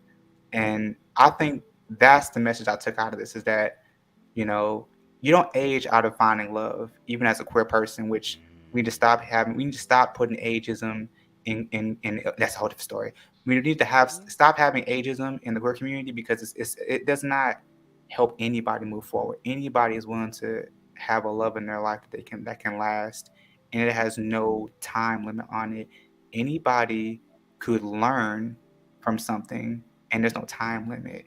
Anybody could experience trauma, but at the end of the day, if they learn from it, that's all that matters. And I feel like that's why I took out that show. And to me, I've been applying it to my own life, that really love has no limits. and that I'm not counted out of love in any shape or form, and I'm just open to receive it as it manifests for me if it's really there for me. So Exactly. That's that's pretty much what I want to say. okay, yeah, and that is true. Cause let me tell you something. For those individuals who be like, cause in the gay community, it'd be like, I'm 31, so technically I'm like 75 and gay. You Oh know what I my mean? Even though gosh, I it's don't like look like dog it, you. even though I don't look like it, but um, again, like you said, it. Damn, I just had the damn thought. Damn, I was gonna say something good. Ooh, you was talking. I was like, ooh, yes, I gotta say. Oh yeah, I was just saying this. First of all, no shade. I'm just gonna be honest. A lot of y'all better hope and pray that y'all live to be 31. That's one, because you never know what can Mm, happen. And two, when you do become that 31-year-old, then what happens? mm-hmm. When the next generation comes up and was in the same spot you was, you see how you going up. So once again, it's kind of like, look, love your damn self. That's all I can say. I'm just talking about all the possible outcomes of loving yourself. Find out Yeah, for what self love is for you, because I can yeah, talk about this all day until I'm blue in yeah. the face, and I will. I Absolutely. will, and I'm not. I have no guilt, no shame in it. But no matter what I said, no matter what was shared on this live today, if you don't find a way to apply it to your life, you're going to miss out on what God, Source Universe, has for you. You are the remedy. You are the missing piece. You are the missing ingredient. You. A lot of times we've been taught not to look at ourselves and find God everywhere outside of us, even up in the sky. Okay, but where do you? God was hiding in the one place where we didn't look all along, which is us. And I don't I know. know Just love that's yourself. right. Just love yourself, damn it. I Just do know that. that's right. Just do that. Facts. Facts. Say it louder for the people in the back of the pew. I feel like a pastor. Don't do that. Don't do that, because I turn this out. They already know how I am. I can take a 30-minute video and turn it into 5 hours and 45 minutes, What and what be talking my shit too. what did TD Jake say? Wake up, wake up, wake up, wake up. Yeah, Facts. I mean, it's true. It's true. And that's the one thing I had to learn, and that's why I'm grateful for. And I share my experience. You got to go. It's 12, it's 10, 15. You good? Yeah, yeah, I'm good. I'm have to. I'm not pushing it, but if you want to wrap it up in the next 2 minutes, it'd be okay. Just wrap it up a little bit. I don't know. You kind of got me started though. But I can. But we can go ahead as far as I can. I can end it out by myself. That's fine. Um, if that's cool, because I don't want to keep you, but I do want to say what's on my. What's I gotta say what I gotta say. But Mm. just before you go, is I want to make sure you got everything. Well, matter of fact, like I said, follow him. All his information is down below. Please follow him. Okay, get into the dopeness of it all. If Okay, you're he will. looking, Go ahead, do your I thing. was Go saying ahead. if you're looking for, if you're I'm on TikTok and I'm on Instagram. If you're looking for, actually I'm on YouTube too. But if you're looking for like content based around like queer love from other TV shows or of other foreign countries, if you just want to hear me talk crap about how it is showcase of like what queer love is in its nuances, follow me on TikTok with the same handle Xdesjuan. And if you want to hear me rant about the K-pop industry and how black it actually is and dissect it for what it is and talk my stuff word for word, and I'm telling you the real stuff, the stuff that they won't tell you on TV and on YouTube, then follow me on YouTube and follow me on TikTok. My TikTok for the K-pop stuff is WDComments. That's one word, WDComments. And my other stuff you'll find on TikTok and Instagram is Xdesjuan. So either of those interest you, by all means, have a ball. I'll go live. I'll say a bunch of stuff that you probably wouldn't hear me say on here, and we'll have a ball. All right. Thank you again for coming through. I really appreciate it. We're gonna have to do this again Oh, sometime in the future. I wouldn't mind. Just tell me when is best suit for you. Yeah, I gotta think. I gotta think of some stuff, because I'm really trying to utilize my YouTube, because I'm proud of myself. I've been very consistent, so I kind of want to keep this up, because I feel like it's going somewhere, and I have people who support me and believe in me. So we doing this all together. So, but thank you so Yes. much. I really appreciate you taking 17 extra minutes out of I, the allotted time out to really have I, a I mean, conversation. I really appreciate it. Thank you. I thank you for having me. Thank you to everybody who was even listening. I didn't know who was gonna listen, but I was hoping that somebody heard me and you talk because I know our conversation last time we had behind the scenes, Mm. which was fire. So thank you for having me, and to everybody who was listening, thank you for saying anything. I'm really appreciated. All right, then. Thank you so much. You have the rest of a good night, and I'll be talking to you. Of course, as always, as All always. right, then. Peace. Peace. All right, y'all. I feel like the live went good. I was a little nervous. I'm like, Lord, how I'm finna do this? I'm on YouTube and shit and Google and shit. Okay, what's some bisexual icebreakers? Just trying to understand. I'm trying to use my TTB, the panel skills. Like, bitch, how I do this stuff. But I'm glad the conversation flowed the way that it did. Um, and also to trust in yourself. Trust in yourself. And I'm gonna let y'all know going forward with me being in my introverted, like nomad phase, I'm really about to honor where my heart and my spirit is leading me.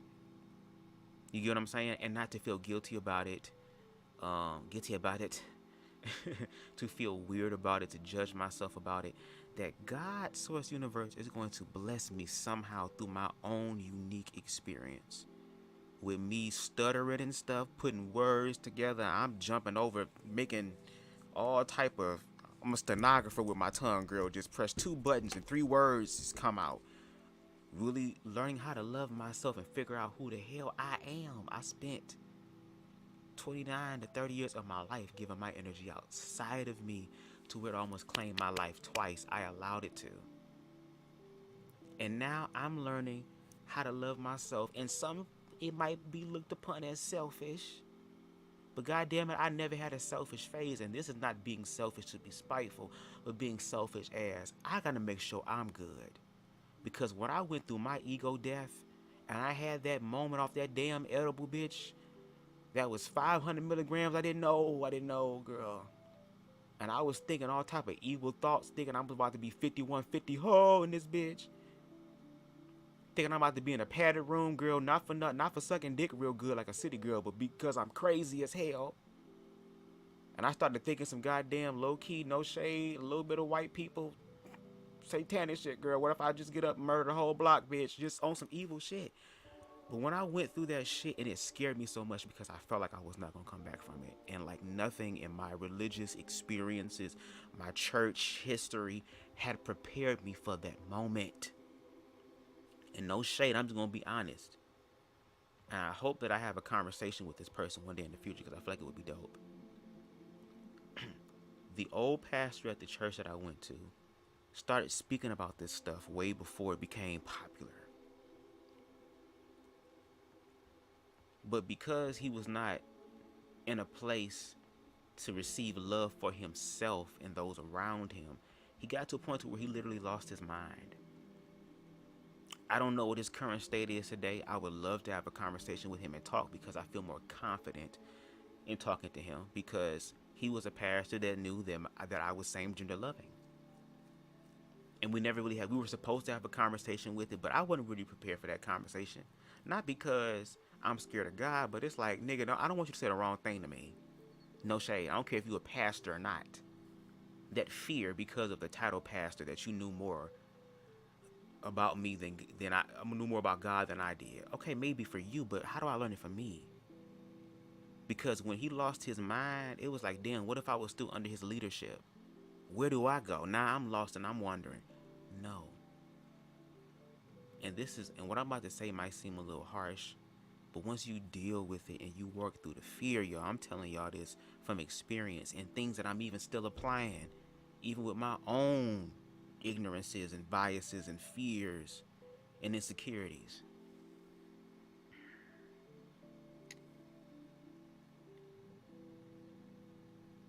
Life gonna try you, bitch. Life gonna try you, and they don't give a fuck who you is, girl. Nobody is coming to save you. I'm so sorry to tell you, girl. Hit the blunt. Why do y'all think I be telling y'all to hit the blunt and take a few shots before you watch my shit? Cause girl, we gonna speak about some real shit that even my ass deals with. I'm not perfect, and I ain't trying to be. I'm trying to be BubzDaGawd. That's good enough. God damn it. But what does that look like? And only I will know what that's like, which means I'm gonna deal with all type of insecurities. I'm already watching motherfuckers tear each other apart online, girl, and I be somewhat connected to that, but not connected, girl. I be connected as far as the reality world review of it, but not actually in the mix with these bitches. So I'm actually learning, like, wow, what's gonna happen when that is me?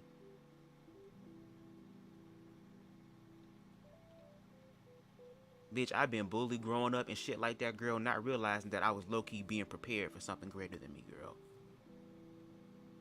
They try to take a bitch out when they was young and try to take a bitch out when they was a girl. You ain't gonna keep doing that shit, bitch. Because unlike Puss in Boots, girl, I found the motherfucking she cold, bitch. Unlike Puss in Boots, girl, I don't have to lose all 9 lives, bitch. I lost 2, which means, girl, I got 7 left, bitch. And 7 is the number of completion, hoe. And I'm 5'2" at 7. I'll be 5'10", girl. That's a blessing. It's gonna happen one day. Maybe when I retire my leprechaun energy and pass it on to somebody else, maybe I'll grow. But until then, god damn it, I'm gonna be me. And I'm encouraging y'all to be y'all. That's why every day, with things that I share on social media, when I get on my public platforms, I'm literally learning how to be about this life for real. Because it's real. It's real. And what people don't understand is that the world, their false world, is falling apart, and people are going to lose their fucking minds. But you don't have to. Lose that bitch now while you can, girl.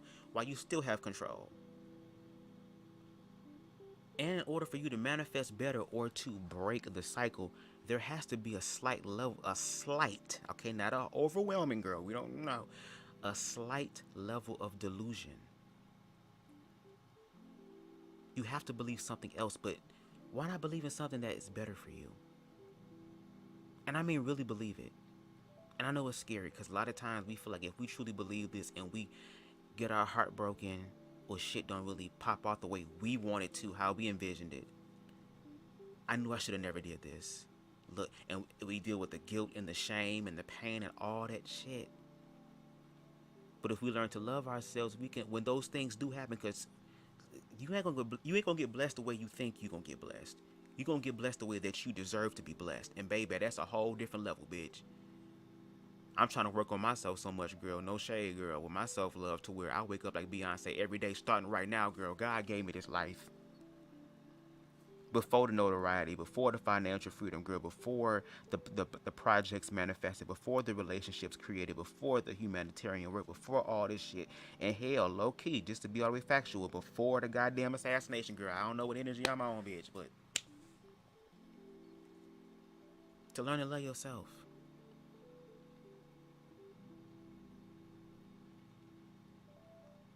And I'm just going to encourage everybody else to do the same thing. And I'm not going to be able to reach everybody. That's okay. And that's one thing I'm learning too. I be wanting to save everybody, and I can't. But I saved me. And because I saved me, there going to be other people that are going to learn how to save themselves. And there's going to be a bunch of saved motherfuckers living a saved experience, girl. And I believe that experience is happening now. It is something completely different. That's why I say love is important, girl.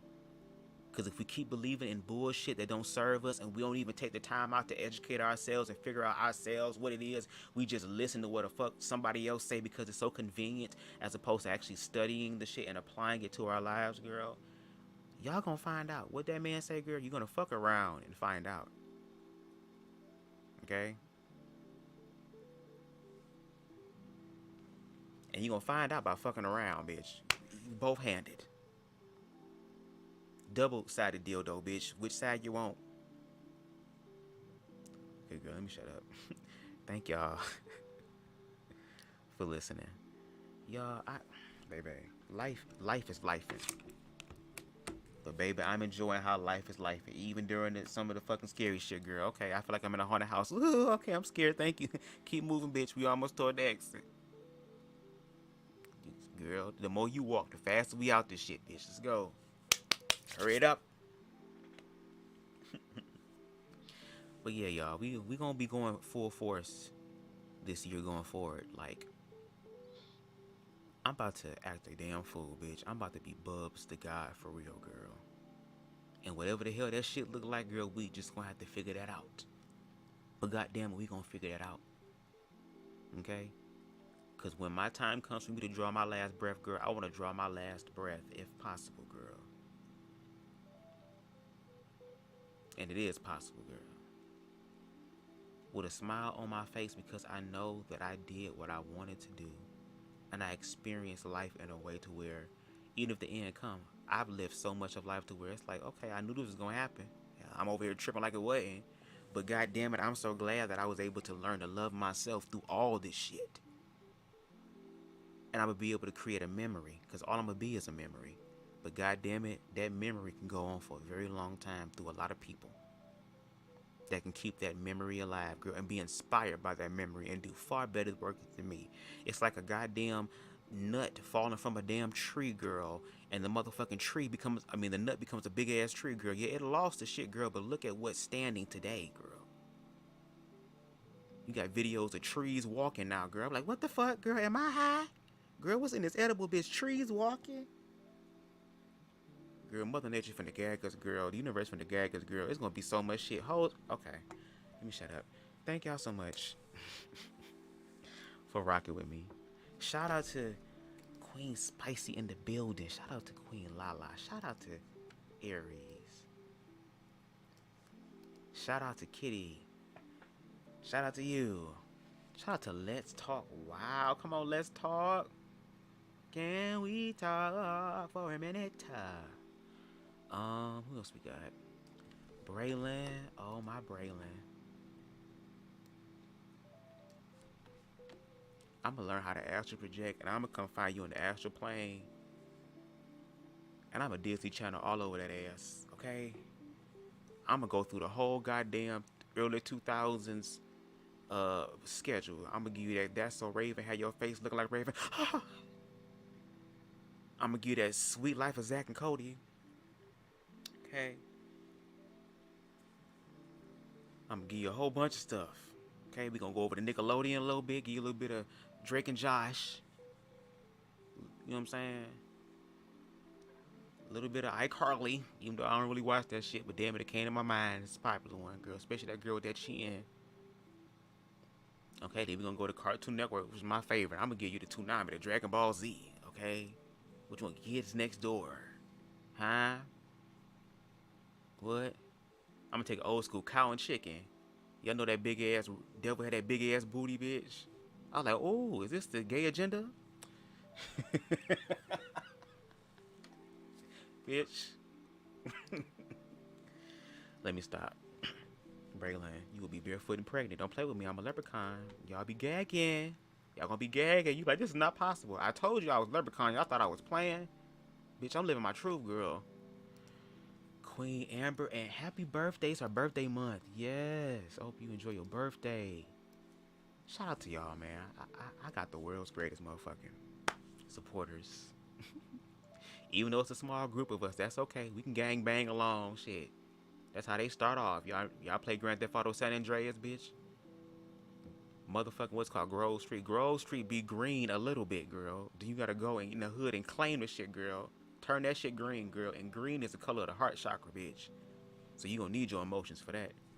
I saw something that looked like an earth octopus. Let me tell you something.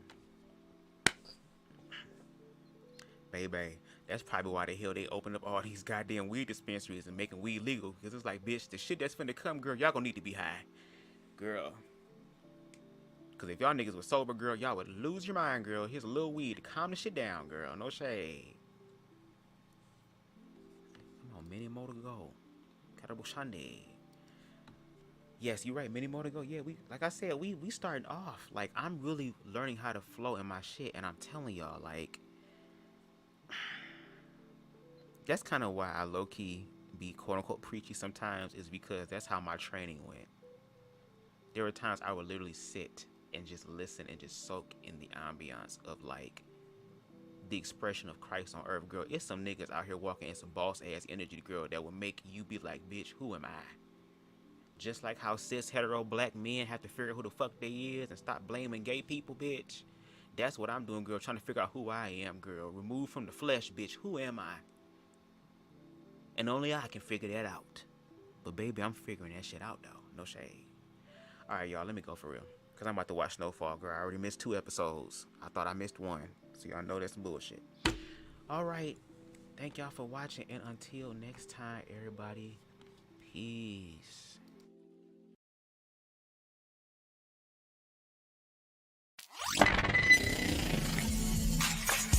Love never dies, just choose to be